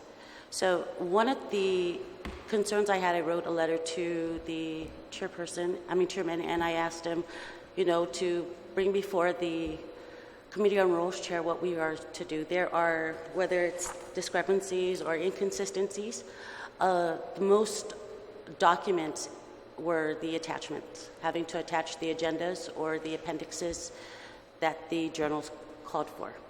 And acting speaker is correct. A lot of the, from the 31st and past, I'm unable to act on, but for the best interest in the, for the legislature in itself for the future, how we will protect the interest of the legislature when we present these, whether it's public accessibility via website or requests. Majority of the websites online for legislative areas, they do require requests rather than an easy access, and that's something that, again, we would have to. So if you can explain the catching up from the 27th to present, what work did you have to do to catch up on those journals? Oh, my nails are. It's been difficult. Again, thank you so much. We've had extended resources for volunteers. Members have been detailing staff to the office. From simple pulling them from boxes, extracting staples, ensuring that the document or the paper is able to go through our scanning. Just that nights of ensuring that these documents are intact. The other thing is to compare them, compile all these documents together, make sure their attachments that they call for are intact, and storing them, storage digital-wise. I am very pleased to announce that we've had 397 storage boxes. 72 of them were the journals that you would see that are scanned here. From there, you would have to, after you scan them, you will retrieve them, label them, store them into a digital file. They are available now, but like I said, I would not recommend that we present them publicly because I'm unknown to the inconsistencies with these. We're still working on the formatting. Yes, yeah. But again, with the great support we've had, it's been very successful and completed. Thank you, Madam Clerk. So, we're basically caught up on our journals, and going forward, the objective is to have our journals fully completed and uploaded prior to the next session, so that we can vote to approve a journal that is already online. Yes. For the journals currently, for the 34th, they're updated, actually. Right. They're transcribed verbatim as the standing rules call for. Right. That's been quite a task, but we've been successful. Thank you, Madam Clerk. Senator Uggan. Thank you very much, Mr. Chairman, and thank you, Ms. Cruz, for that information. In regards to the volunteers, how were we able to get volunteers? Were they compensated, or? I detailed half of my staff down to the legislature to augment the central operations. Because certainly within central operations, we had individuals who would have been on standby to provide that kind of support. So that's one of the reasons why I'm asking who were actually touching government documents, and if they were employees of the legislature, then that's very appropriate. Now, if these volunteers were not employees of the legislature, did we have the appropriate mechanism in place so that, in fact, any liability, because, like I said, they were touching government documents, any liability associated with that particular transaction certainly should have been taken into consideration. Okay. Thank you. Thank you, Senator Uggan. Thank you, Madam Clerk. And just to clarify, the clerk's going to continue to finalize this project with the formatting, and then we'll be getting it up on our website as soon as possible. And that takes us to our final item, which is our protocol office. They've accomplished a lot over this last quarter, but two of the primary areas that I'd like to highlight is we're in the process of upgrading our website, and we're beta testing it currently. And it now includes live streaming, social media integration, and mobile compatibility. We're hoping to be able to get that launched as quickly as possible. With the new ADA questions, we'll make sure we incorporate that before it is officially launched. Additionally, we are having our audiovisual folks working on the online availability of our digital archive.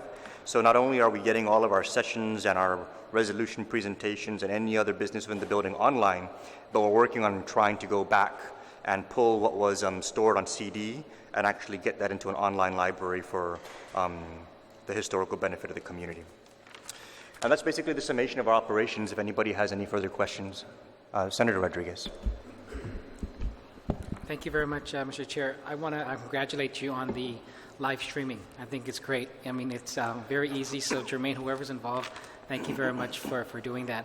I do want to request, though, that I know that certain information is uploaded of the finances, the contracts, staffing patterns, and I know in the past it was done on a monthly basis at the end of the month. I noticed that it's not being done now, and that might be because it's a different procedure, but I'm requesting that it be done on the monthly to include the contracts, staffing patterns as well. We've actually requested that of the... Senator, we are posting the contracts. The only contracts that we have not posted is the ones that we haven't received or has not been routed or I haven't certified.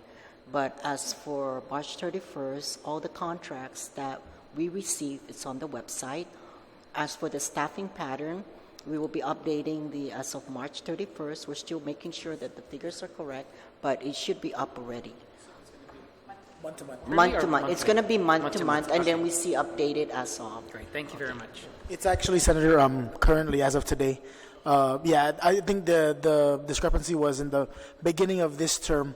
It was new staff, new employees, and so as of today, it's uploaded.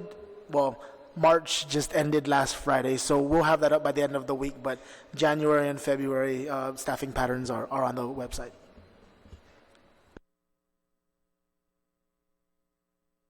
Senator Uggan, I think you raised your hand for a question. Or? Senator. Thank you, Mr. Chairman. Mr. Chairman, in light of acknowledging the funding that carryover balances and whatnot, I know that in an effort perhaps to try to reduce the overall costs for central operations, there was a memo that was circulated to all the senators stipulating that if we were to utilize any of central office staff beyond 5 p.m. for all of our community outreach, public hearings, as well as oversight hearings or public meetings, that it would necessitate those funds and those expenditures would have to come out of our committee or our respective offices. So in light of that, can I ask the chair to reconsider, without making any motion, reconsider that particular position so that, to me, any time that we reach out to the community and we bring information or have public hearings or oversight hearings, it only benefits the community and it only benefits this entire body. So if I can ask the chair to please reconsider that particular direction. Thank you, Senator Uggan. Yeah, we did not do that very lightheartedly. What we had to take into consideration, and if you review the memo, it will say that we're asking that the office compensate the staff for the services they provide for going off-site. We're not denying that the off-site activity can take place, just that the staff gets compensated. And that's for like off-site public hearings and the like. And the reason why is because the staff are actually here working 8 to 5. And more often than not, the off-premises activity is taking place in the memo after 5. And so they're putting in additional hours outside of their regular duty hours.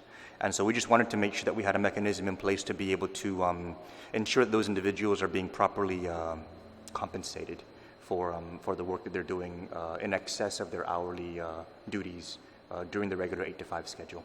But absolutely, the Committee on Rules will fully support off-premises activity. The other issue, though, is that we also have very limited resources in terms of manpower. We have 2 audio-visual guys, and so they're the ones that are basically running our cameras right now.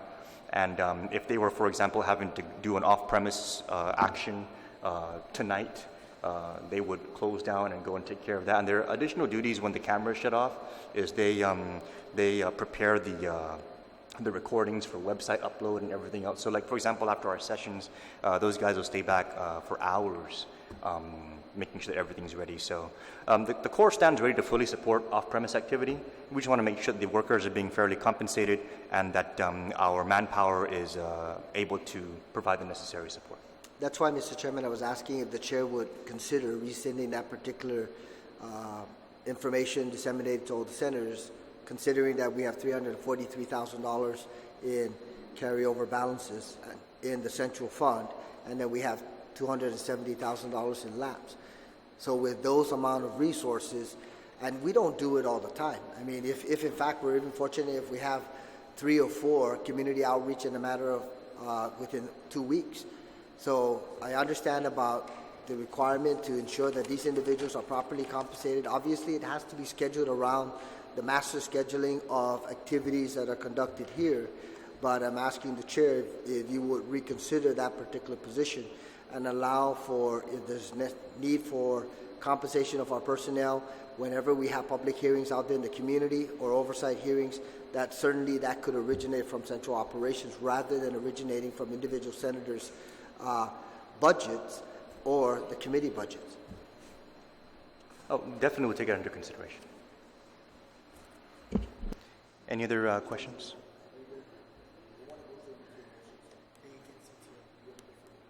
If no other questions, we'll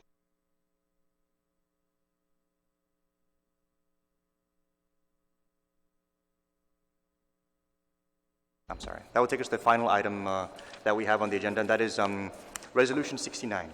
I understand that in light of the introduction of Resolution 69, there are questions and concerns. I'm hoping that we're able to address them in this quarterly report, in this operational report. And if there's any other items with respect to the resolution, any amendments, any discussions, I would like to avail for that at this time. Senator Rodriguez.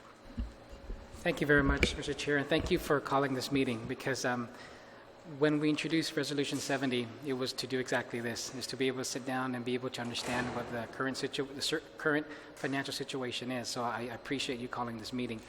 I do have a question that's outstanding, though, is that I know that our standing rules give the authority to expend funds up for 3 months of the 3 months of the new term.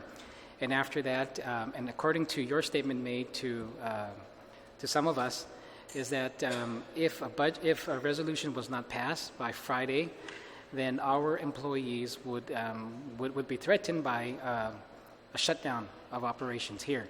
And so perhaps since legal counsel is here, and I'm referring to sections 15.01 of our standing rules, if he can give us a legal interpretation as to what does that mean, because we are now April, what is today, 3rd or 4th?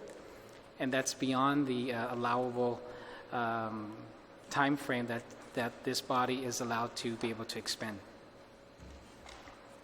And if we can just get that... Sure, I'd like to invite the legal counsel to the table, please. They're asking a specific question with respect to a specific section in the rules, section 1501. Do you have a copy handy, Julian? Or... members, if you may excuse me, I need to take a quick leave. Madam Chair?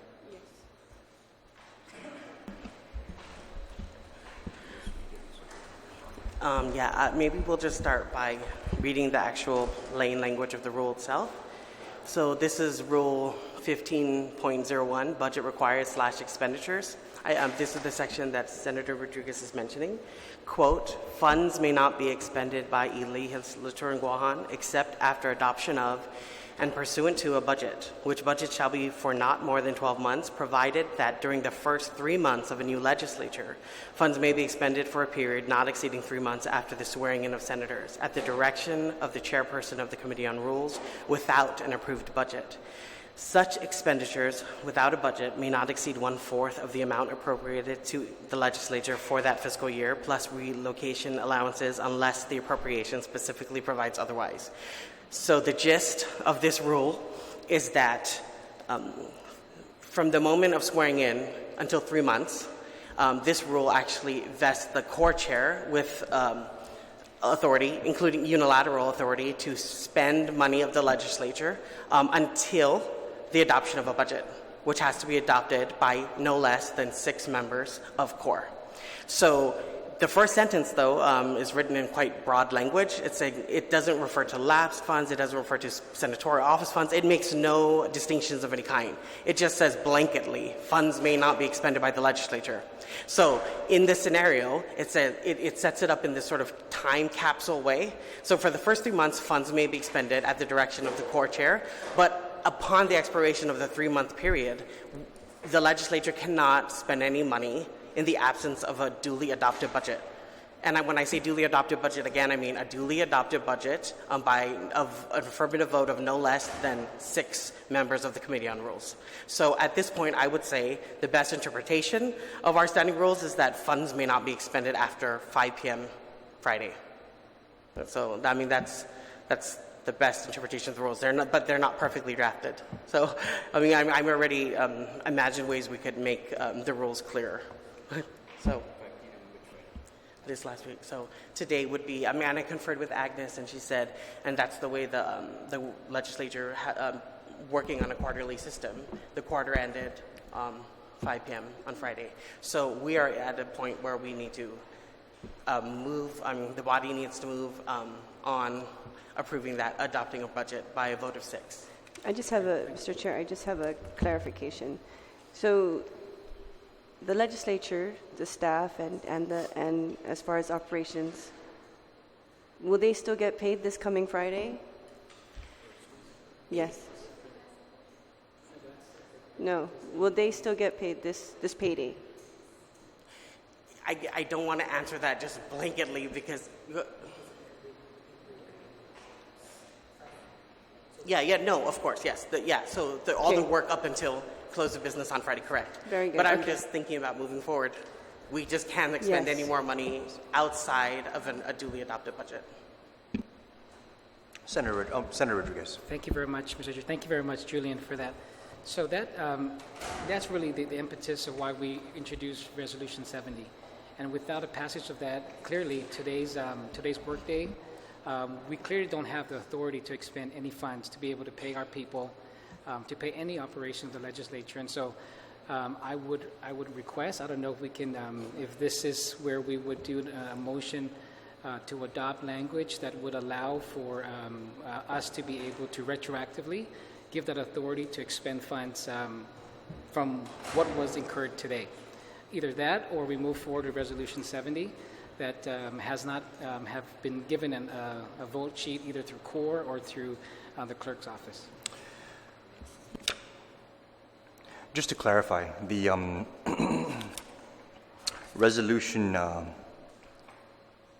Resolution 69, if we could have legal counsel present also for resolutions, just to discuss Resolution 69 in the context of what Senator Rodriguez is discussing. And first and foremost, Resolution 69 was vetted by legal counsel. They were the ones that formatted the actual allocation amounts in the first resolve clause from lines 15 to line 19. And my first question to legal would be, would the passage of Resolution 69 authorize our expenditures that were incurred for today?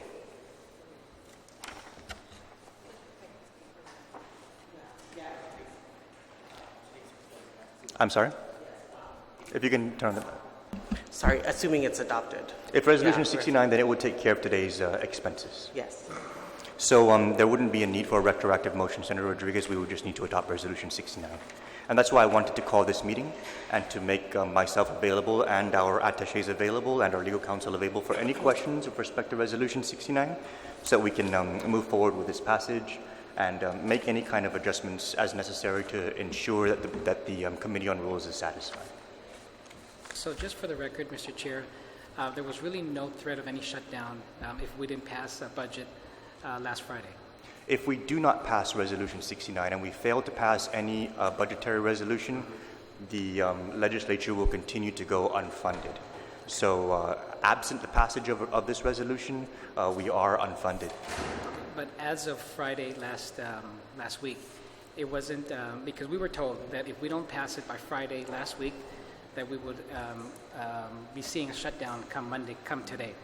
So that wasn't an accurate statement coming from No, you. what I said was that we would not be able to continue operating. And so technically right now, unless we pass this resolution, the operations that we incurred as of today and going forward would not be ratified.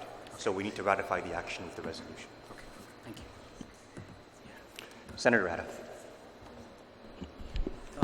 you can just clarify on page 2, line 12, it's second resolve there. Basically, it says that we will adopt this budget subject to the availability of funds, subject to further modification and amendment to this adopted budget by the Committee on Rules, which means it will take a vote of 6 to change it, and subject to transfer by the chairperson of the Committee on Rules.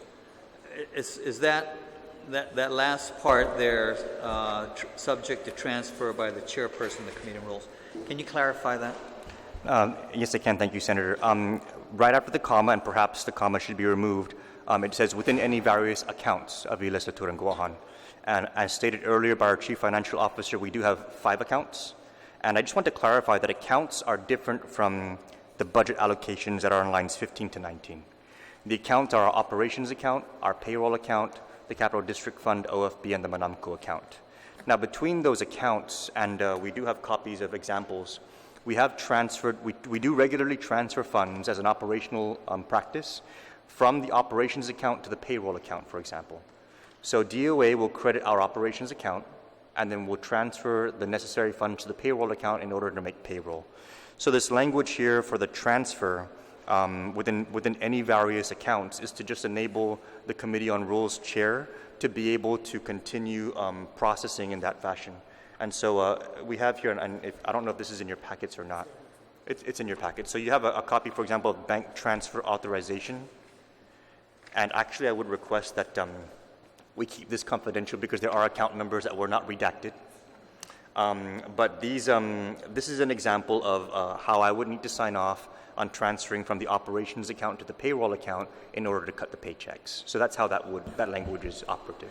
Well, so what's kind of confusing then is I understand that part within the central accounts, right? Sure. But then it's followed by, these accounts here, Office of the Speaker, Majority Senate, and so that's where it kind of confuses things, I think. Because my understanding was that you had, that you could transfer funds from these accounts. The items on lines 15 through 19. Correct. Right, and that was never the intent. I would like to ask if legal can clarify if that would be the effect. But that's something that I would like to have clarified as well. And if it would be, then the chair is open to any kind of amendments necessary to make the language operative. So if we can defer to legal counsel, would that language allow for the chair on the Committee on Rules to transfer between those budgeted object categories as opposed to just the accounts?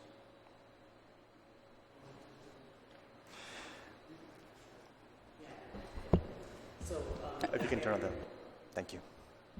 This authority, just so that we're all clear, if I could just direct you to where it comes from Rule 11.10, under the power, authority, and composition of the Committee on Rules, subsection J.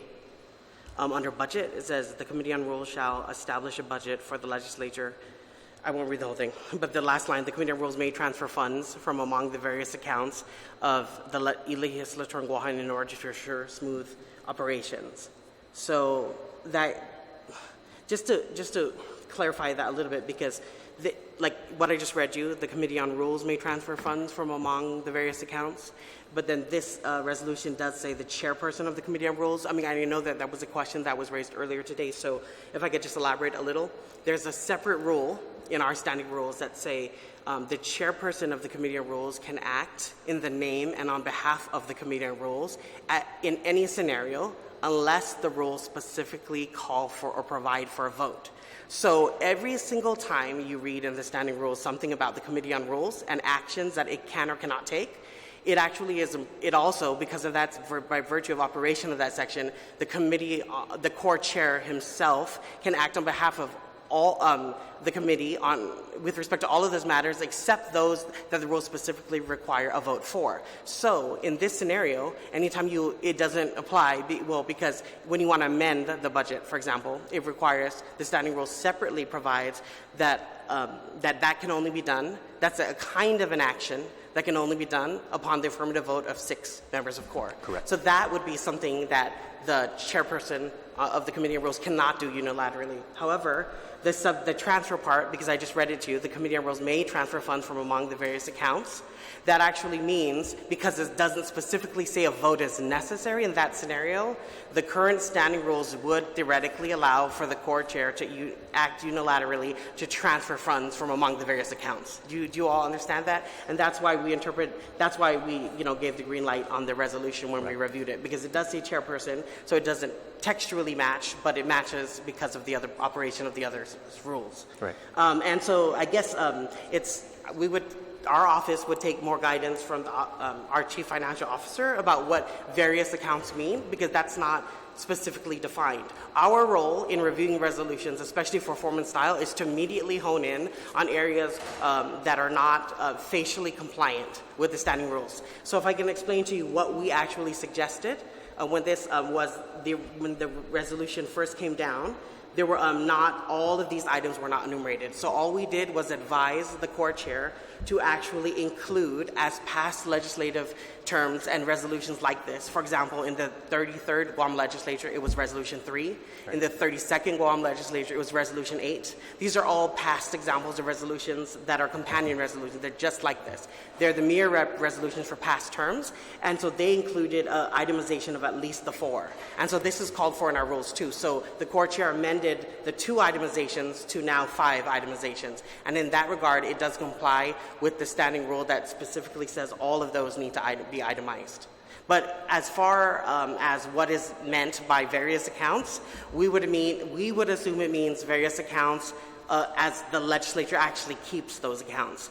But because we've all agreed that this can maybe be strengthened, maybe the amendment that would be most relevant is to figure out the placement of that colon, because maybe it's the placement of the colon that suggests that the various accounts mean to include the follows. Because when you put a colon in a place like that, it almost suggests that what follows is what's included. So maybe that needs to be just technically amended.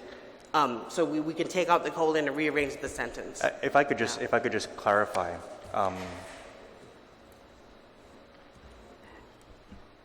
Mr. Chairman, Perhaps we... may I make a suggestion? I propose that we just change this to allay any concerns. I think you don't need further authority in this budget. This is just a budget, and we're making an allocation, and this one resolved clause only makes the allocation, right, for the different offices. And so I've passed out an amended version of this budget, and it strikes the language that says subject to further modification and amendment to this adopted budget by the Committee on Rules, and it strikes the language that says and subject to transfer by the chairperson of the Committee on Rules within any various accounts of I Liheslatura and Guahan in order to ensure smooth operations, and instead puts in and so these allocations, speaking about the allocations below, shall not be subject to modification or abrogation or transfer without a resolution adopted by no less than 6 members of the Committee on Rules. And that would just keep us consistent with the existing rules that say we can amend our budget allocations by 6, right? So I'm hoping that one would... Is that a motion, Madam Vice Speaker? Yes, please. On the motion Yeah. to adopt the language as proposed by the Vice Speaker to clarify the resolve clause, is there a second? No. It strikes on line 11 after the comma on the old bill, on the old resolution, on line 11 after the comma, the word subject to further modification and amendment. It strikes that. If you look at I passed out an amended by Committee on Rules version, and if you look at the second resolved, that's how it will read if this amendment is passed. Look at the second resolved, the paragraph part. Yeah. So not subject to modification or transfer without resolution adopted by 6.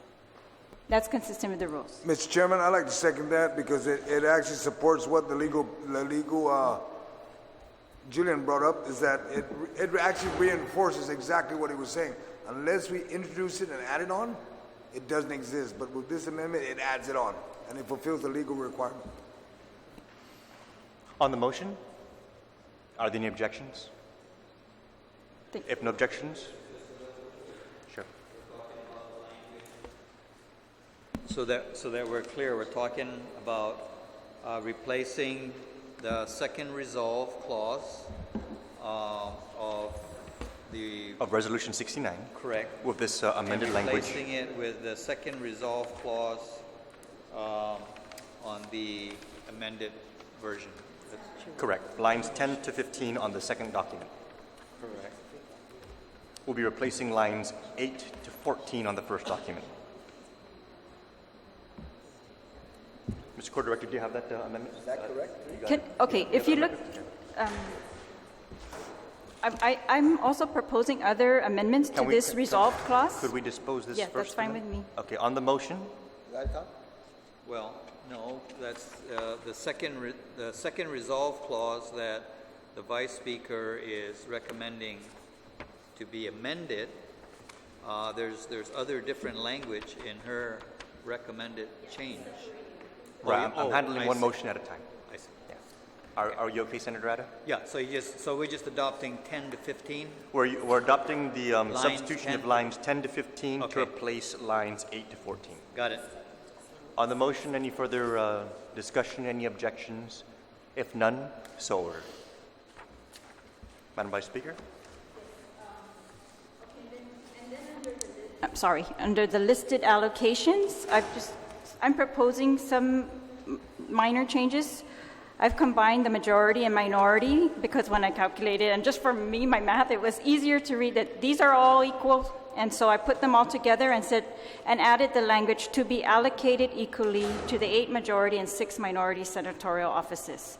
And 8 because I also figured out that the speaker's is already included in his, so. Just to clarify that, the reason why, because originally we were doing a combined language similar to what you're proposing. The reason why it was broken out by legal counsel was because the standing rules are actually very specific as to what is listed. So if legal can clarify as to, do you have the amendment handy from, Yeah, I see it. if legal can speak to the amendment? Yeah. Well, it's just because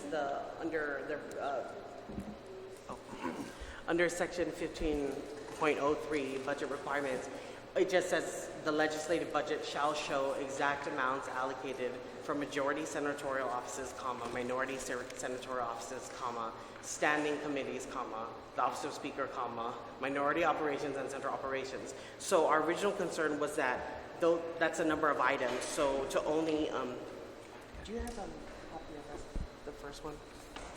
Senator Nicolas is the resolution 69. The original? The original, very original. No, it's not. No, that's not the original either. Yeah, it only had 2. I'm just trying to. Oh. Yes, that was as introduced. That was as introduced, yeah. So the reason why, because the as introduced version I'm looking at here, it didn't specify, for example, majority senatorial offices, minority senatorial offices. So just in that respect alone, it was a little too ambiguous because the rules do say majority and minority. So this new as amended, not a Vice Speaker's amendment, but as amended earlier. It did then break it from 2 to 5, and so that is compliant with the standing rules. But I would say that Vice Speaker's resolution is theoretically also compliant with the standing rules because all it does, because it's not, what we're concerned about is something's not missing. So majority is identified, minority is identified, but they're just cobbled together. But that doesn't mean they're not separately accounted for. And we only know that because what follows the comma is to be allocated equally to the 8 majority offices and 6 minority offices. If the language after the comma was not there, possibly it would be non-compliant with the rules. Okay. So this language is Yeah, we think it's okay. acceptable. So legal is good.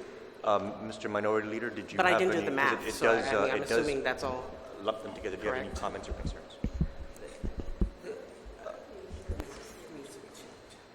The math needs to be checked. Should be checked. Right. I think I'm more comfortable with what is presently in the resolution, where it breaks up the majority and the minority senatorial offices because, well, I don't know.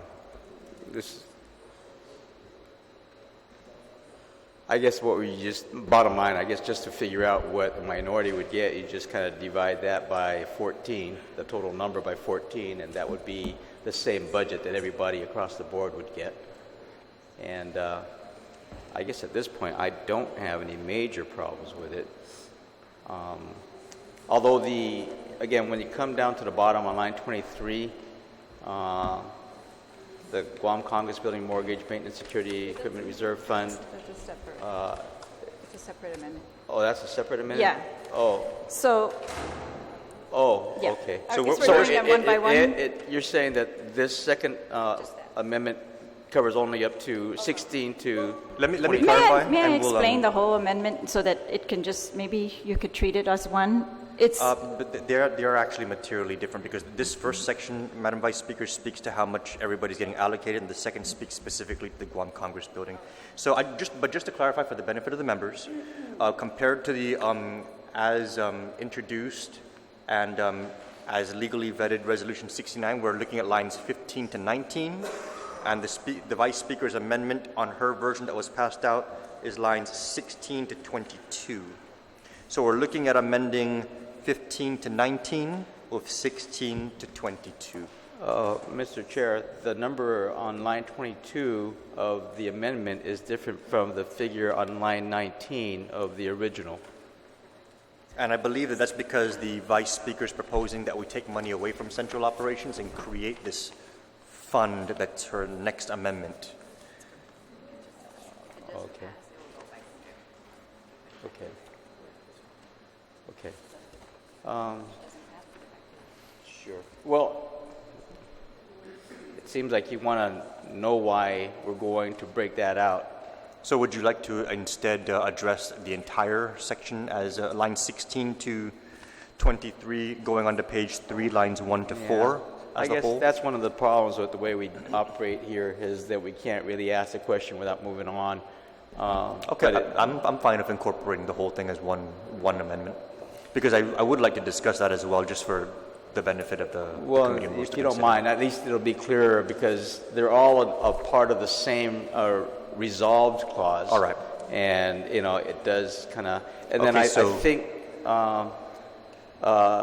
if line 23, starting line 23, is an addendum really to the list of offices, then I think that needs to be included as part of this discussion, as opposed to a separate section, because if you look at the indent, right, that would tell me that whole sentence on line 23 going forward is still part of the same paragraph. Okay.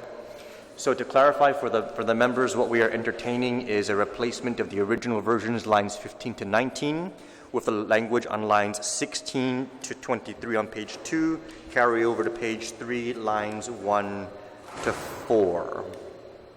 thank you, Mr. Chair. Oh, am I, sorry. Yeah, You talk about it? Sure. Yeah, I took the original amount allocated to central operations and reduced it by, or I am proposing to reduce it by 126, put the 126 into this reserve fund.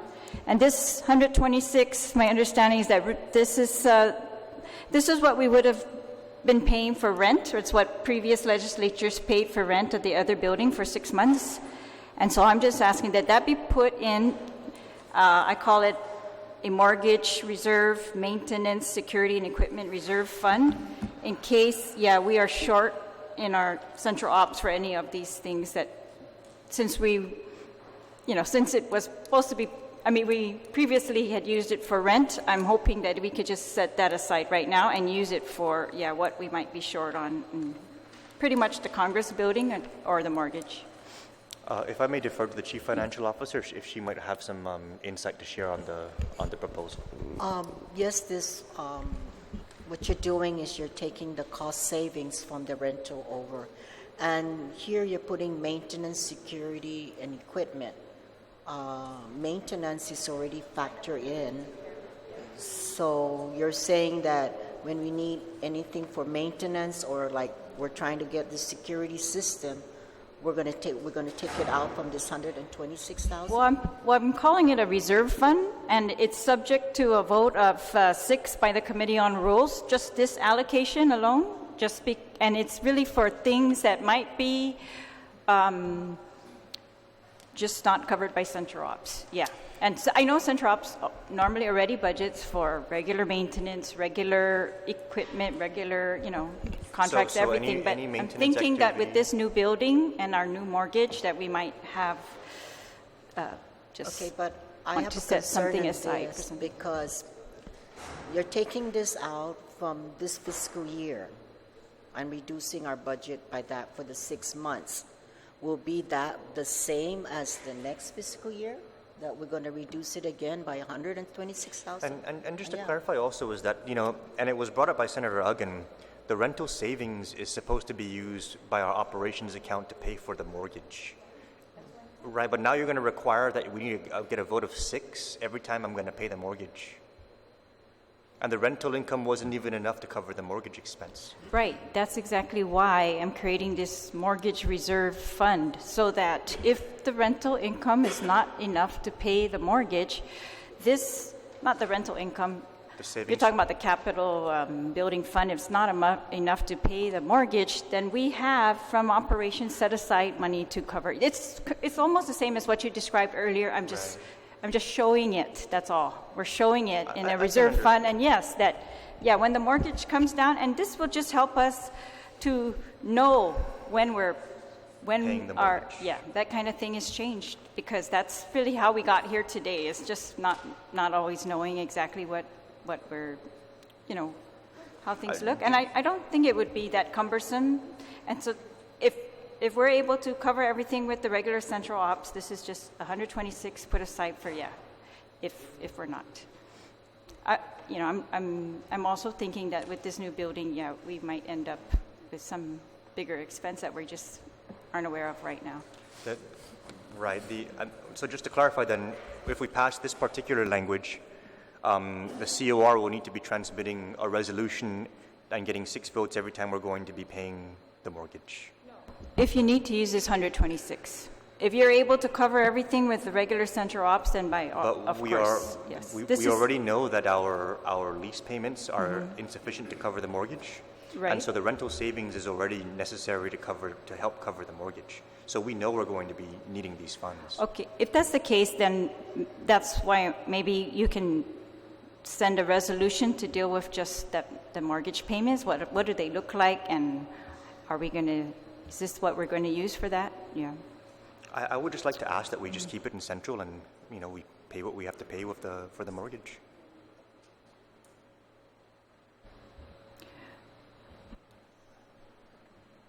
Mr. Chair, thank you very much. I agree with the Vice Speaker in her amendment here to be able to keep, at least keep us all informed of how the funds are being used, and if it means that we need a resolution for every time a payment is made drawing from this account, I don't see that to be a problem. And so based on that, I second her motion on this part of the resolution. Just to help clarify some of how the budget semantics works, this 126,000 isn't going to be money in the account on the first of every month. It's part of all of the appropriation that we get into central operations. And so if what we're going to be doing is immediately from our allotment taking 126 million in cash out and putting it into this fund and setting it aside, 126,000, it creates a lot of constraints in our ability to be able to pay what we owe. I can assure the body that if anybody wants to review the mortgage payments, we'll provide that. If there's any questions you have to the CFO with respect to how we're spending any of this rental income, we will provide that. But to require that we pull out 126,000 and stick it into a fund and then introduce a separate resolution every time we're going to take it to pay the mortgage that we would have been using that money to pay the mortgage with anyway, it just creates a very cumbersome process. This is a little bit based on the assumption that we are going to operate similar to how the last legislature was operated and not exceed that. If we're going to exceed that, then I understand you will need this. But if you don't if we're not going to exceed that, then you should not need this rental, the money we used to use to pay rent, because we're not paying rent anymore. And that's all I'm asking, is that it be set aside. And if you need it for mortgage, then by all means, I'm sure you'll get support for that. And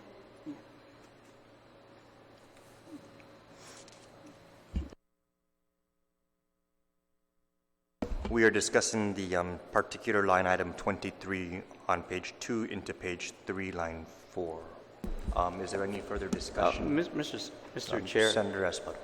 I just, earlier I had asked a question to that on the issue of what is an account, and it's something that's kept in a bank. An account 5. We have kept 5 accounts. They're all in the bank.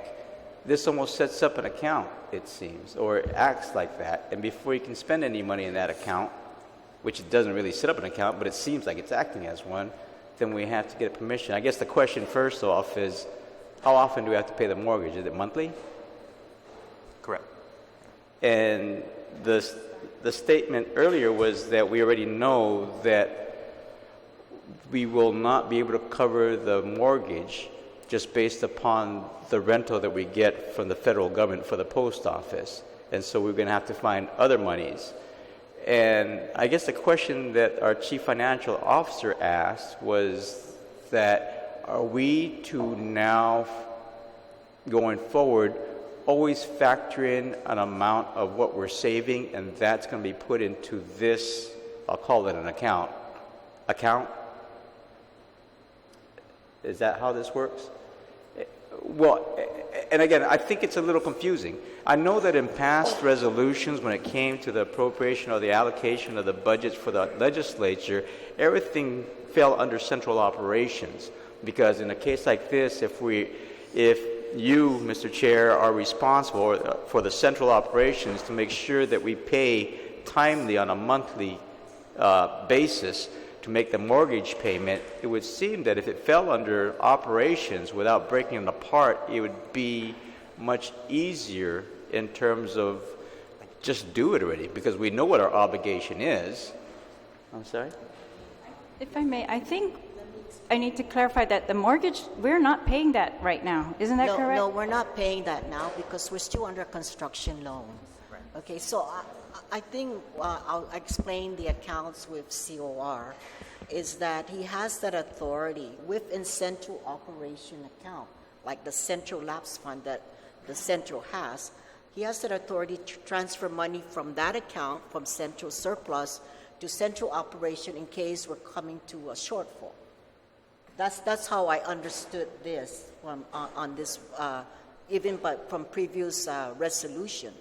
He's not going to go in there. So that's, like I said, that's how I understand these accounts. He has the authority to, within the operations account, like if we have the central surplus, then he can transfer that to central operation to cover any shortfall that central operation is foreseeing, especially if we get a budget cut. Because anytime we get a budget cut, central gets the biggest cut of if there's any cut on the budget.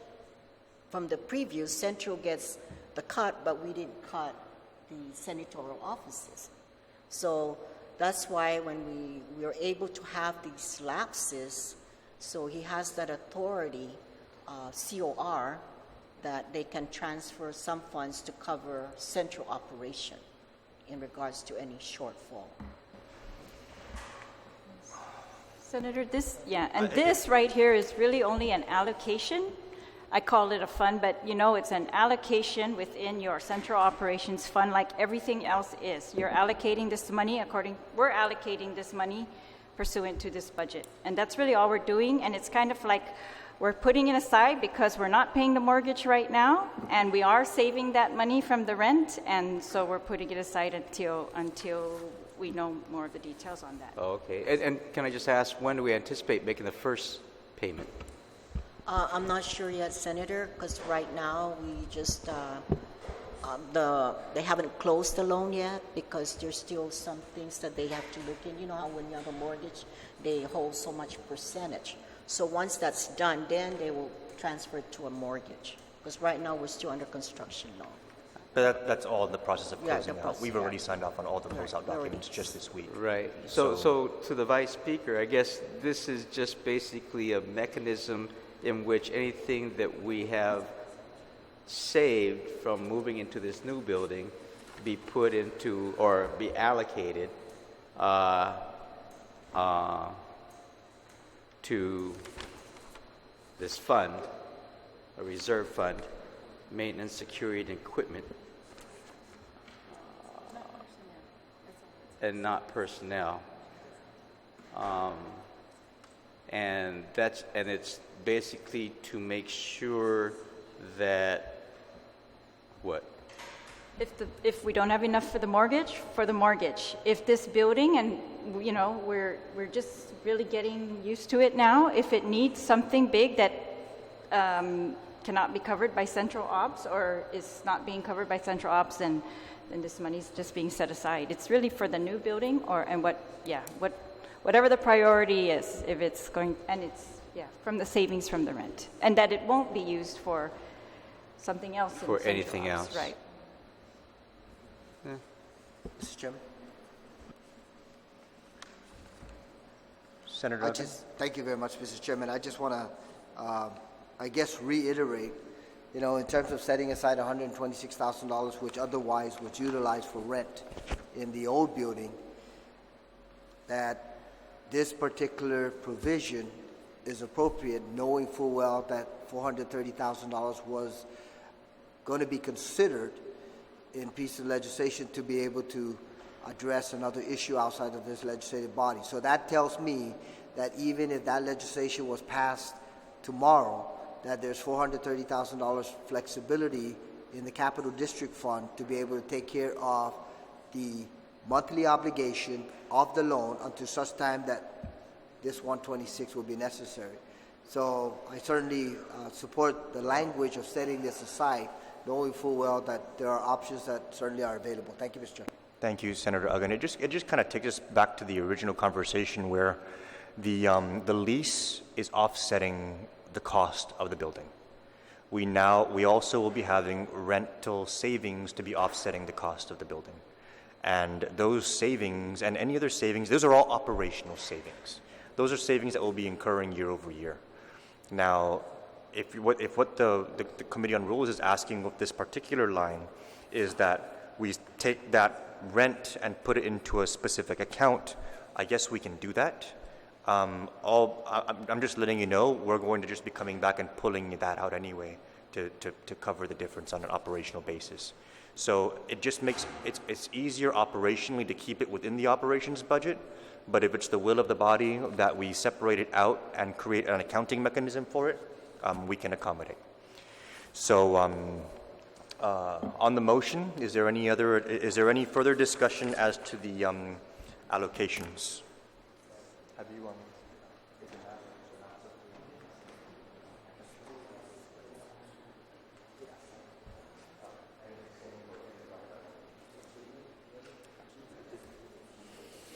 Any further discussion? We have a query from our legal counsel.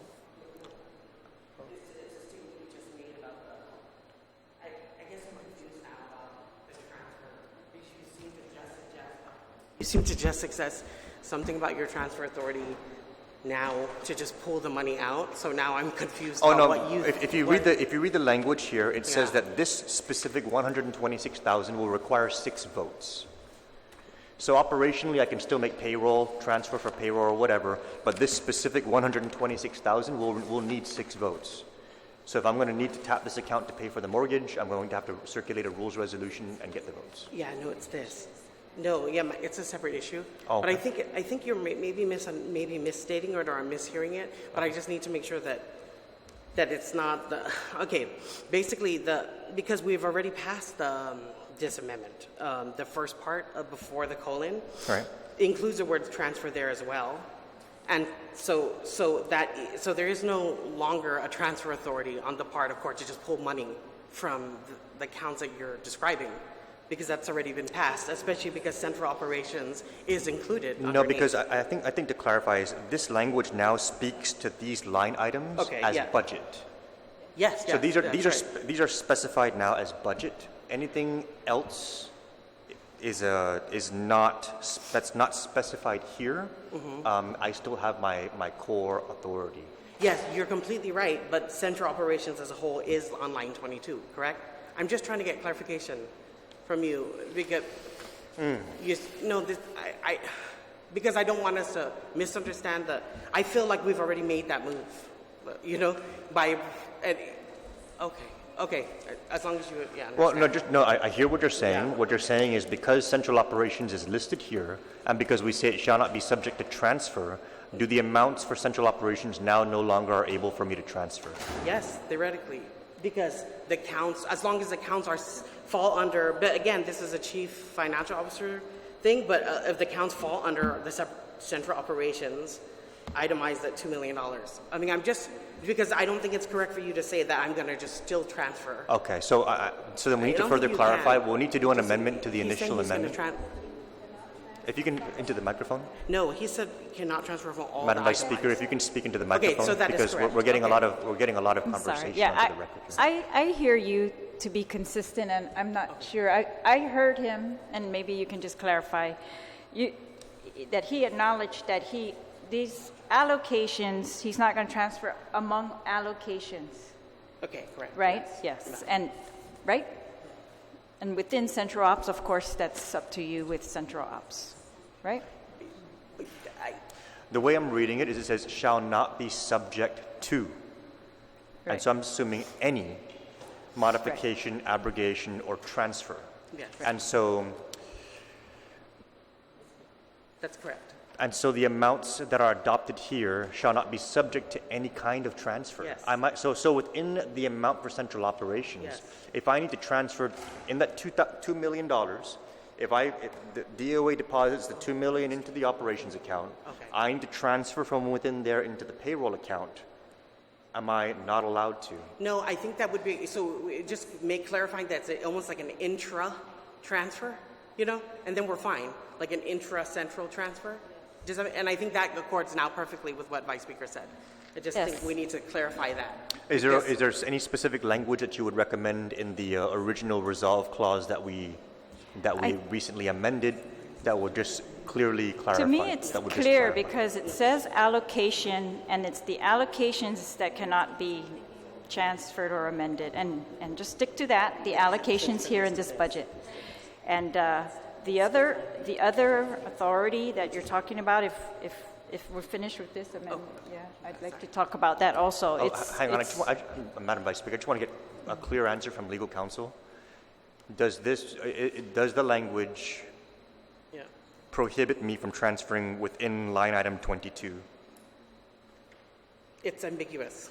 I think that and I only caught the ambiguity because you literally just said that you now are still going to freely transfer from among the accounts. Right. But as long as we understand and clarify that it's an intra transfer, then I completely agree with Vice Speaker that Should we make it not ambiguous? Is there anything that you'd like to add so that we can just make it very clear? Because line item 22, by virtue of the system operating, needs to have, I need to be able to move money between the accounts within line item 22.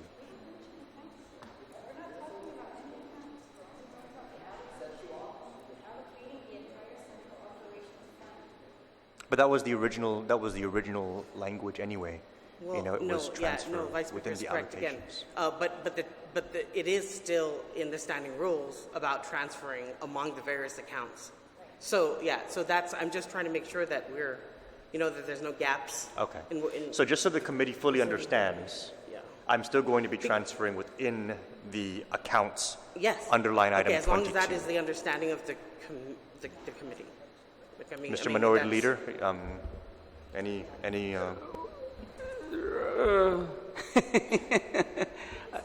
This is getting a little more complicated than I really believe it needs to be, because really when you think about the initial thrust and the purpose of this meeting in terms of addressing this resolution is to make sure that we can pay our employees and pass our budget. This in itself is raising concerns on, when we talked about accounts earlier, this seems to be account, but it's not called an account. And so, and I understand, to a degree, the purpose, but there's that other part of the degree that I don't understand, and I'm not really sure what the purpose is ultimately of separating it out. I say that with all sincerity. I'm trying to wrap my head around this and be a contributor to this conversation, but I'm getting lost in the.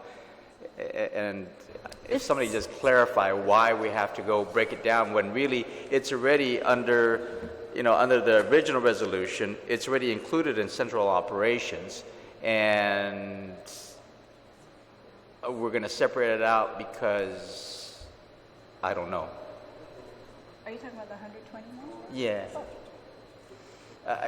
The whole purpose of having to do this. It seems like it creates a new account instead of the 5, but it doesn't. It creates. It's not, because it's impervious to being touched without a vote, bottom line. And I guess that's the real gist of including it in this list, so that savings cannot be touched unless there's a vote. Is that all we're trying to accomplish here? But in the practical sense, there seems to be the other message that it seems difficult, or not, it seems impractical, and so I'm just not sure where that middle ground is, where you make it practical and still be able to, distinguish this fund somehow.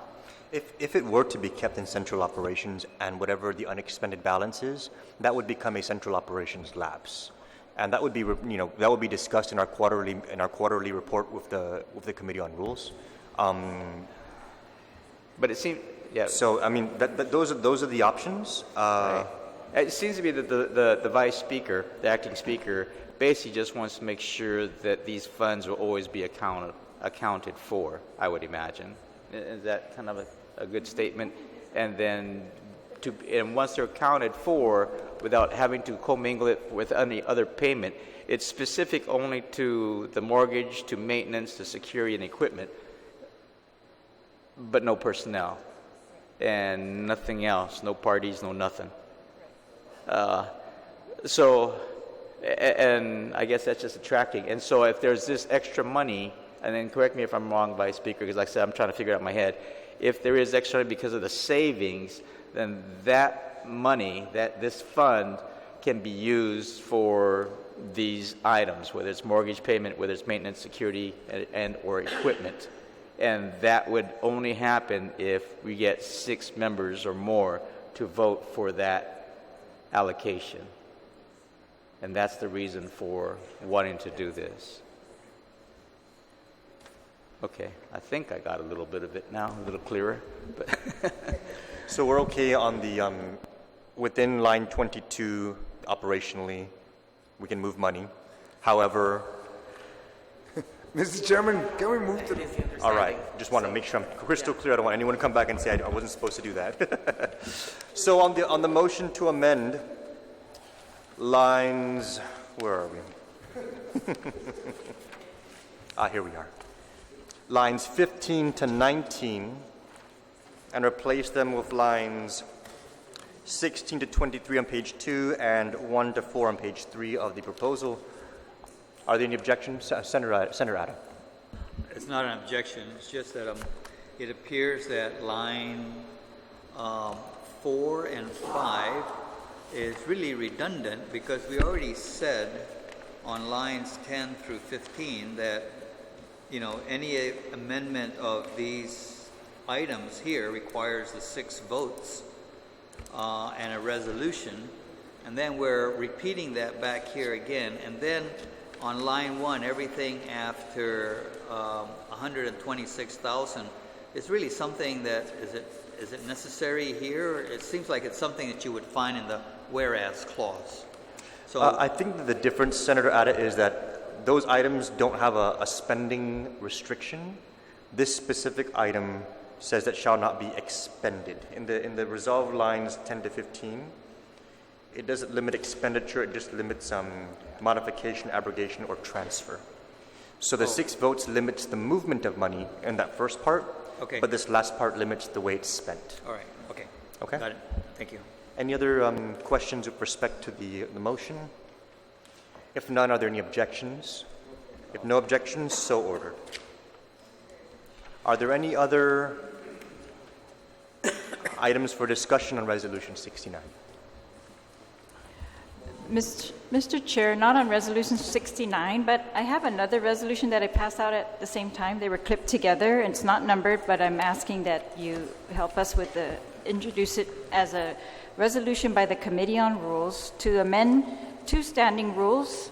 And the first one really is not as necessary now based on our discussion, but it just clarifies that the transfer of funds among the various accounts to ensure smooth operations will be among the various central operations accounts.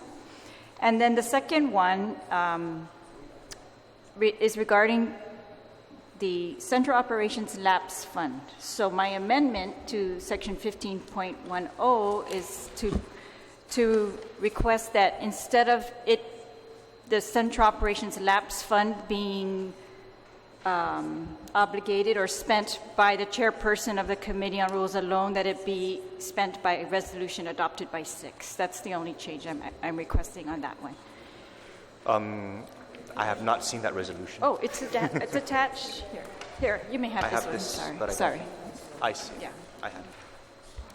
So again, it's two standing rules. If I may, Yes. Madam Vice Speaker, because the standing rules at large was adopted by the body, to amend the standing rules, I would prefer that it be proffered to the body, as opposed to being introduced and entertained strictly by the committee.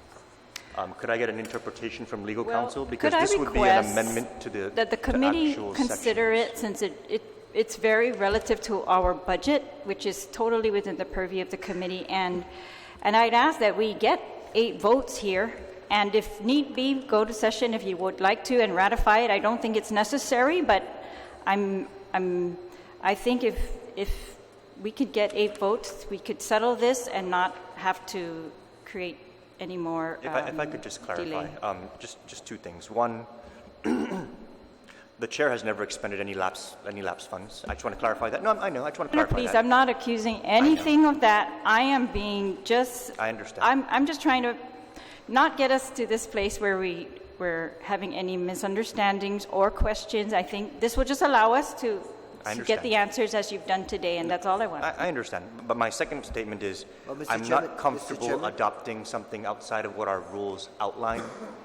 If our rules was brought before the body, and this is a substantive resolution that would affect the standing rules, I would prefer that we go through the necessary process of involving the entire legislature, as opposed to this just being a committee on rules decision. Even if we were to get 8 votes to do it, I think it would just be better practice for us to change any actual rules through the whole process rather than through this resolution. So I would just prefer that we take a more deliberative path on the resolution. Well, I'm trying to be very deliberative here while we're talking about budget, and the delay, if between now and session, it allows for sole spending of the lapsed funds. And that's why I prefaced my second statement with my first. That you I haven't done that. So I don't I'm just intend to do hoping, that, if there's no but I would objection, prefer that we could pass it. And I've read the standing rules, and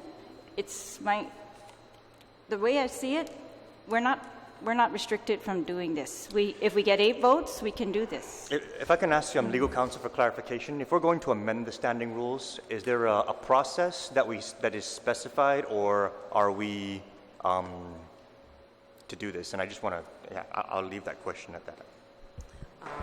The short answer is that the controlling rule in this scenario is Rule 4.01, and it actually says that a standing rule may be suspended for more than 1 legislative day or amended or repealed by resolution adopted by 8 votes. Upon adoption of a legislative resolution amending the standing rules, the clerk of the legislature shall distribute the engrossed version of the standing rules amendment to all senators and to the legislative council. So what we have is a rule that provides essentially limited guidance. What it does say is that you can amend by resolution. It doesn't specify the who and the when, but it does say you can amend any standing rule simply by a vote of 8. So that's what it says. but it doesn't it doesn't go on to provide further specifics about the logistics almost behind it. But it does say it's to be adopted by a vote of 8.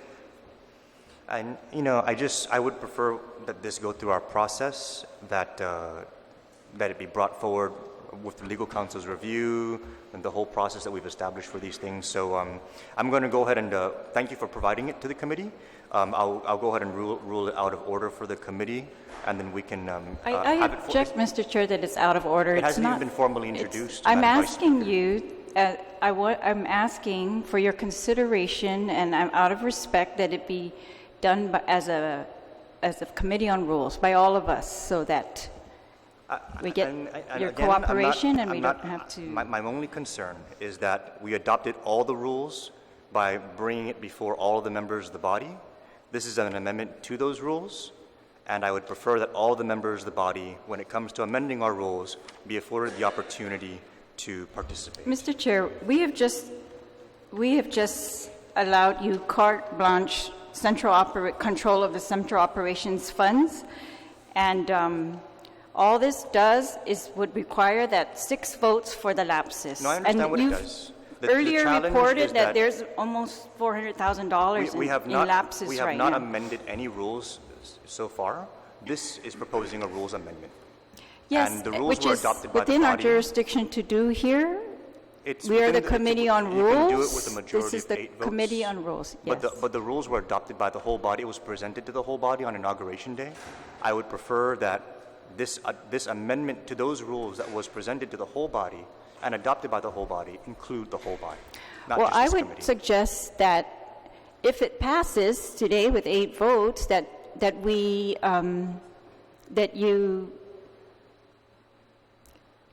you make a motion to the body to repeal it, if you want to repeal it, or No, something like that. That's not what but- I'm saying. What I'm saying, let's go through the same process that we went through when adopting the But that's not the rules, our rules that we adopted I hear require. you. So I'm going to make a ruling as chair, and if you want to challenge the ruling of the Mr. Chair, chair... please, this is how we got here today, is by misunderstandings and not being able to talk frankly with each other. And let's just, may I ask what the objection is that 6 people vote on use of the $400,000 in lapsed funds?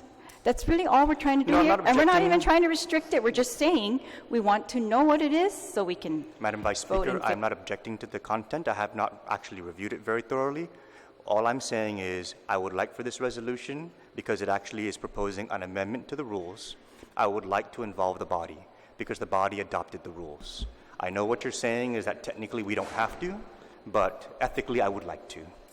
Mr. Chair, the body is not involved in in any use or transfer of the central lapse funds right now. And that's exactly what I am trying to do, is involve the body in getting involved in the use of those funds by approving this rule. I And so understand. And again, to clarify, I hope that I have not transferred any funds. I would like to ask that Oh, I we am involve the thinking- body and we pass this resolution. I won't transfer anything between now and Mr. then Chairman, either. You have is my there, assurance. is there, I mean, is that a motion to consider that particular proposed resolution? Because She's if it asking is, that it be discussed in the committee on this committee on rules. it and is, I'm Mr. saying- No, I made a Chairman. motion that it be adopted, please, by 8 then I votes. second that motion, and we have a question before the body now. And you as chair, yes, you have the discretion to a certain extent in terms of not entertaining it, but there is now a question before the body, and I believe we need to dispose of it. Just to clarify, this resolution hasn't even been introduced and it is not numbered. So are we introducing it as resolution blank -34 and voting on it right now? Mr. Chairman, you can talk to the sponsor.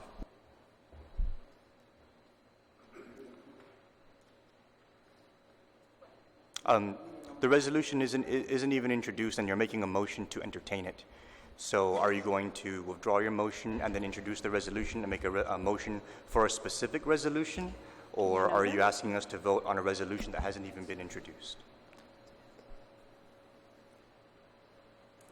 Then, Mr. Chairman, then in this particular case, if I can contribute to the conversation, then perhaps what would be appropriate, Madam Vice Speaker, is if you take those provisions and incorporate into resolution number 69.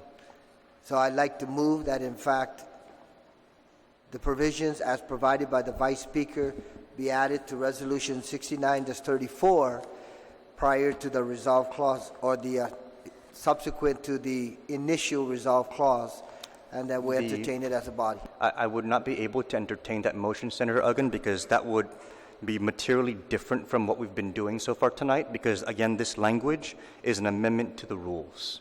Everything that we've done thus far is not an amendment to the rules. It is adopting a budget in conformance with our rules, and it was spelling out what that budget was going to be. This language now is amending our rules, and that involved the whole body.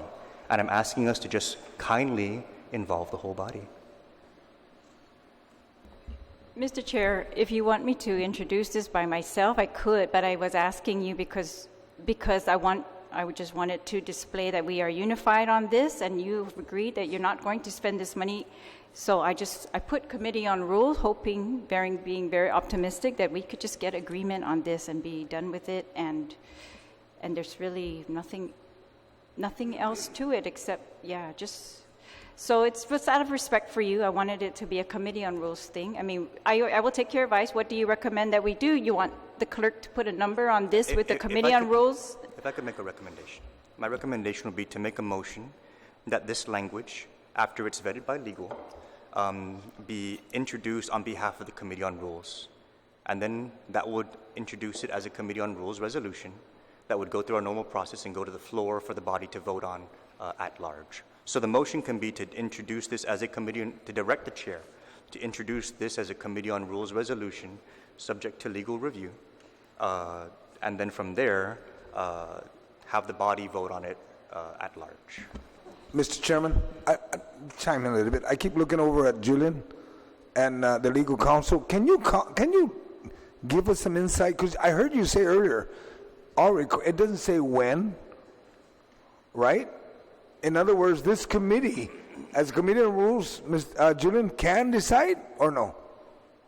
I'm looking at your gesture, and you're like, because you're the legal counsel, I want to make sure that we got the right picture of what direction we need to go. At this moment, without further research, we're not prepared to answer the exact question you just asked, because we can't answer the exact question, but we know just from the plain language of the rule itself that a resolution, it just has to be a legislative resolution. So if we're in session, that resolution gets the affix LS. If we're not in session, it gets the designation COR. And so as long as, and we only have one of two resolutions, so as long as it is a resolution, it just needs a vote of 8. But it doesn't say, for example, it's a rule with insufficient guidance. For example, it doesn't say that it has to be, it doesn't say where the vote takes place. I mean, like, for example, and it just refers to 8. Granted, it doesn't refer to 8 members of core, it refers to 8 votes, members of the body. But it's still uncertain whether or not 8 members, because we do have 8 members, wherever they meet, if they can act. I mean, that would require further research, and we would be derelict in our duties as legislative counsel to just answer the question, because we would need to take it under advisement, honestly, and we would need to research it. Yeah. Mr. Chairman, if we're looking at technicalities, perhaps because we are still operating as central operations, Madam Vice Speaker, you can take that piece of legislation or resolution, initial it, and have it introduced so that, in fact, it has a number, and the nature of the discussion can continue. But then that's subject to whether, in fact, the chair would allow us to take a 5-minute recess so that, in fact, you can introduce that resolution. I would ask that the legal counsel look at it right now and let us know if there are any amendments that are required, and otherwise that we vote on it subject to, the clerk is here with us, and we just vote on it subject to a numbering. I'm having a request from a member for a 5-minute recess, so the Committee on Rules will recess for 5 minutes.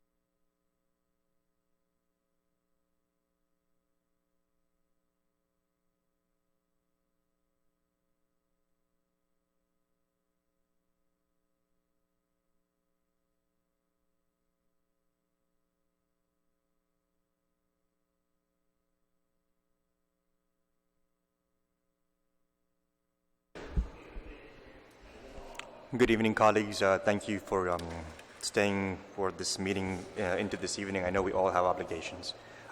We have been discussing a proposal that, Madam Vice Speaker, one moment, please. That we will continue discussion on. However, we have not completed Resolution 69. As amended, is this concerning the Resolution 69 as amended? Yes. Okay, Madam Vice Speaker, on Resolution 69 as amended. Thank you very much, Mr. Chair. I would like to make another amendment to Resolution 69 to add another resolved clause after that second resolved clause that we had previously amended. This is a new resolved clause that will read, the Central Operations Lapse Fund may not be spent or obligated without first obtaining approval of the Committee on Rules by resolution adopted by no less than 6 members of the Committee on Rules. Okay, that amendment is on the record. Thank you. Do any of my colleagues have any questions or discussion for that amendment?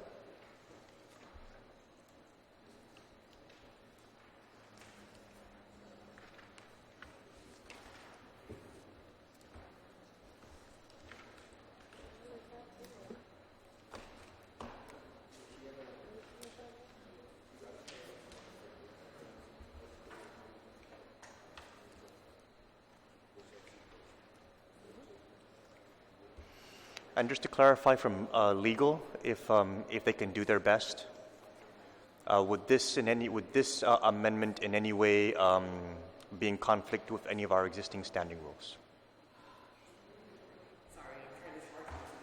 The amendment is basically to prevent the expenditure of any lapsed funds in central operations without a resolution of no less than 6 votes.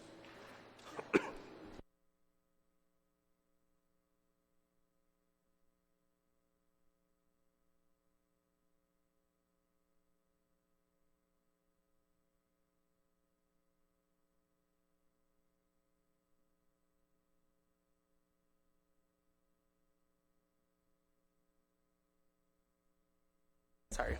Well, the proffered amendment still pertains to the budget, so, I mean, I see no problem putting it into the budget resolution, 69. Neither do I. My only concern was would the language itself specifically contradict any other rules that we have? Well, I mean, no. Okay. Just in and of itself. Okay. No. Just on the record. Okay. So on the proposed amendment, is there any additional discussion? If no discussion, could I get a second, please? Seconded by Senator Rodriguez. On the motion, are there any objections? If no objections, so ordered. Any other discussion with respect to Resolution 69? If not, colleagues, I'd like to call for a vote on Resolution 69 as amended. All those in favor of Resolution 69 as amended, please indicate by raising your hands. Motion carries. Resolution 69 is duly adopted as the carryover budget of Legislatura for the remaining 6 months of the fiscal year. Madam Vice Speaker, you were mentioning another issue. Was that an item that you wanted to continue discussing at this time? No, Mr. Chair. Thank you. Thank you very much. My colleagues, we are here late, but we do have another item for extension of remarks. Does anybody have any statements or questions or concerns they'd like to raise to the committee? I would just like to say thank you for all the information. Thank you to the CFO and the director and the clerk and the protocol, everybody for all your hard work, and thank you very much. And I'm hoping that we go forward with just information. I think that's all we all want, and thank you very much, Mr. Chair. You're welcome, Madam Vice Speaker. I also would like to thank the staff. We stayed late. To our Chief Financial Officer, our Executive Director, our Clerk, thank you very much for joining us today. Our Core Director, thank you very much for all of the hard work. To the members, also the Committee on Rules, of course our Legal Counsel, thank you very much for all the contributions. And to all of the members of the Committee on Rules, I'd like to express my thanks for a very productive discussion. I look forward to an equally productive one at our next quarterly report that will be taking place at the conclusion of the 3rd quarter of I Liheslatura. That being said, if there are no other objections, we'll go ahead and adjourn this Committee on Rules meeting this evening at 7:24 p.m. Situus Maasi.